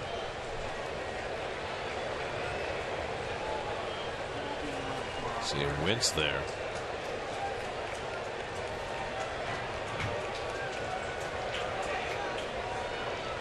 (3-2) from Lane, and it's outside, ball 4, and the Mets will get the tying run to bat. Well, that's a sin.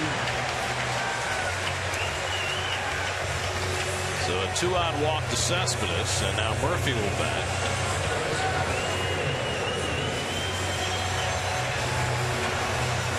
Whatever twinge Cespedes felt on that last swing, looks like he's okay. All right, so let's see how Lane decides to attack Daniel Murphy.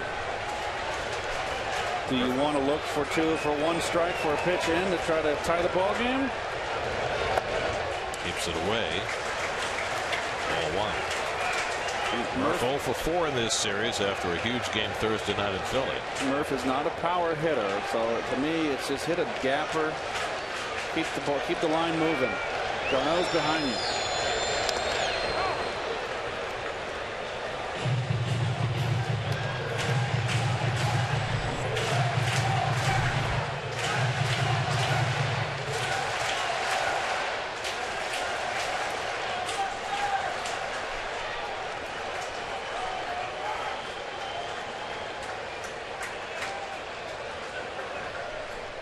Slider. Oh, fastball away. 1-1 to Murph. And he bloops one behind shortstop. Bogart's going back. And he's got it to end the inning. So Lane comes in, gets a couple of big outs, and we head to the 9th with the early career Bartolo Colon, relief pitcher. And first time as a Met. 461 starts. And now his 7th relief outing of his 18-year career. This is his throw day, and this was something Terry Collins planned. He'll face Alejandro De Aza to start the night. Colon last pitched on Wednesday night in Philly, and he was fantastic. 7 scoreless innings, 8 strikeouts. Picked up his 11th win of the year. There's David Ortiz on deck to pinch hit. De Aza today has gone 0 for 2 with a walk. And he fouls back the fastball, and it's 0-2. 91. Well, he can go out there and throw as hard as he wants. You want the Mets to come back in this game, but if obviously to win, but in the long haul, Clippard and Familia will not get used. Strike 3 call. De Aza caught admiring that 2-seam fastball that came back over the plate. Oh, he tricked him. Colon has a strikeout. 2 straight fastballs, and now watch this little sinkage. Nice. That's just good pitching. And the reaction now for David Ortiz, who hit a home run last night, came out of the game late with a tight left heel. He and Colon have had many battles over the years, and Colon has had the upper hand more often than not. Ortiz just 6 for 49 against Colon with 1 home run. 81 years between them, and Ortiz hits one to center field. Cespedes going back to the warning track. It's over his head. And Ortiz digging for second base. Has to turn on the chance of the tag, and he's just safe. Oh, my God. Uribe alertly came over to cover the bag because both middle infielders had gone into the outfield, and the Mets almost got Ortiz at second. And we'll see whether they challenge the call. Just a basic. I know he's got a tight heel. It's just a lack of hustle right here. Misjudged by Cespedes. Great recovery and throw. Ortiz saw nobody covering second, so he figured he could half-step it, but then Uribe came over. I'm sorry. And the Mets, are they going to challenge or not? Terry Collins is on the top step. Oh, he's out. Mets have not yet asked for the challenge, but it does look as though Uribe might have gotten the tag on him as he stepped into the bag. Let's see. Uribe makes the tag, slipping underneath. His feet came out from under him. Yeah, but I don't know if he tagged him. It's real close. I don't think he tagged him, Keith. I think he missed him. Let's see right here. I think he missed the tag right here. Oh. Mets are not challenging. Wow, I think he got him. They obviously don't believe they got him. I think they got him.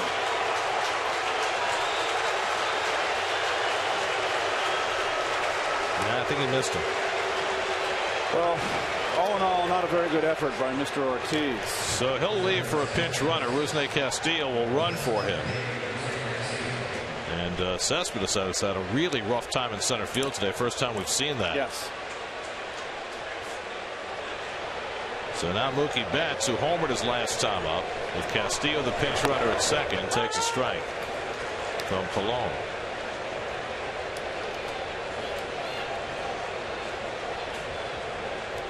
Betts is 2 for 4 today, a single and his 12th home run of the year.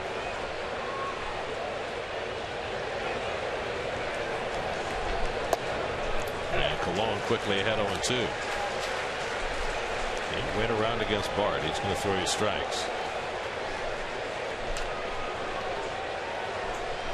Colon's next start is due on Monday against the Phillies. On the outside corner, and Betts caught looking just like De Aza before him. Paint. He's in black. Well, we were talking in Philadelphia about Bartolo's potential postseason role. Maybe late inning reliever. Sid Fernandez. Never know. Now we'll face Sandoval with 2 on the runner at second. Sandoval drove in the first run of the day with a 6th inning double. And he wastes no time, fouls one off. Here's the play at second base again. Let's look at this angle. Loses his footing, Uribe. Boy, I don't know. I mean, it's hard to tell. We had an angle from the other side which did appear to show that he missed him. And, you know, this late in the game, for the Mets not to challenge, they must have been 100% convinced that he missed him. Because why not? You don't want to end the game with the challenge in your pocket if there's any chance you might get an overturned call.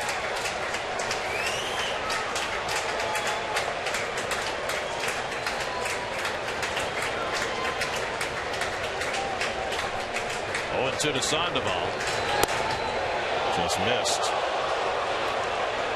He's already had 2 called third strike calls in the inning, almost had a third. Not by much. No trying to frame it. Castillo at second and 2 out. 1-2 coming. Colon with a nice backhand stop. Side retired. First relief outing in 4 years. Colon with aplomb. Former Giant is going to go for his 5th career save. Well, it hasn't been a good year for him. He's got his 13th appearance for the Red Sox. He threw, what, an inning and a third last night? A scoreless inning, one of the few Red Sox that was successful in relief. Travis d'Arnaud will lead off the last of the 9th. Mets down 3-1. d'Arnaud 0 for 2 and a walk today, and he takes high for ball 1. Well, Machine's one of those guys that walks are his issue. and home runs.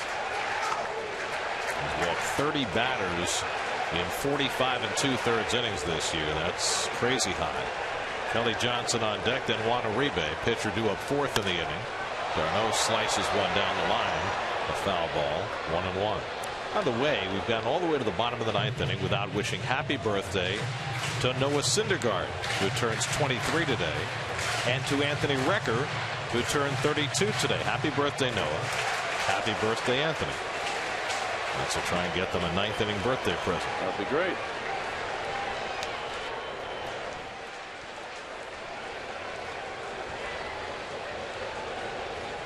One and one to D'Arnaud. Right back to McChee. He cradles it. One out.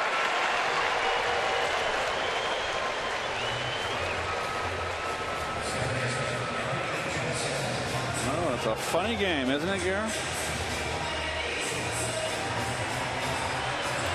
Now Kelly Johnson. Well, the Red Sox have been playing well. And, you know, they won kind of an ugly affair last night. They got great pitching from Joe Kelly, who's been superb this entire month. And now their bullpen trying to lock it down. Johnson 1 for 3, scored the only Met run. And he takes up and in for ball one. Kelly, 7 1/3 innings, 1 run, 5 hits. If this stands up, they'll be 6-0 in August. The first Red Sox pitcher in 16 years to win 6 games in a calendar month. Last to do it, Pedro Martinez, back in 1999. Reds would like to deny him that. Tommy Lane got 2 outs in the 8th. McChee has gotten the first out in the 9th. And Johnson goes after a pitch out of the strike zone, 1-2. He's got that split finger, McChee.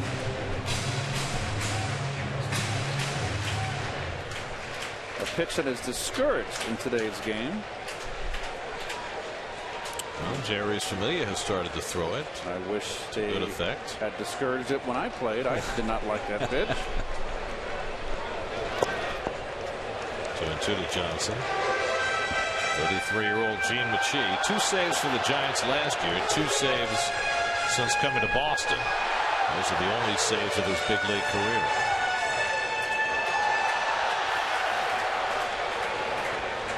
They've got some large people on this Boston team, don't they? Yeah, they do. They don't miss very many meals. If you're a visiting clubhouse guy, you better bring it. Johnson hooks one down to first, a fair ball. And Shaw makes the play, 2 out. And so the Mets find themselves down to their final out of the night. Juan Uribe coming up. He's driven in the only Met run today, and if he can get on, David Wright would come up to pinch hit.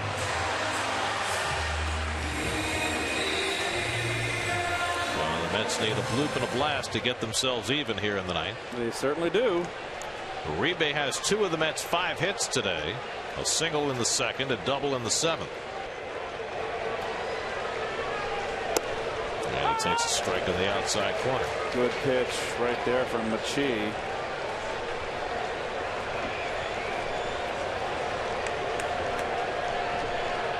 Quick pitch. Off the plate, 1-1. Didn't miss by much. Everybody's got that quick pitch in their arsenal. They're trying to deke you. Smile from Uribe. You smile at anything. Grounder to short. Bogaerts has got it. And the ball game is over. The Red Sox beat the Mets for the 2nd straight day behind terrific pitching from Joe Kelly. Big hit from Pablo Sandoval, a home run from Mookie Betts. And after winning 7 straight, the Mets dropped 2 straight to the last place Red Sox as Boston wins 3-1. Well, the Red Sox have kind of come into Citi Field, and look at Terry talking with Joe West. It was very interesting. It was an earlier conversation, but the last place Red Sox come in here and kind of put a little water on the fire that this Met team is 8-1 road trip, come home and lose their first 2. They beat DeGrom, the ace. DeGrom looked unhittable for the first 5 innings. Faltered a bit in the 6th, gave up 2 runs, and that was enough to beat Jake today to drop his record to 12-7 on the year. Kelly was better. Kelly, who had 1 win coming into August.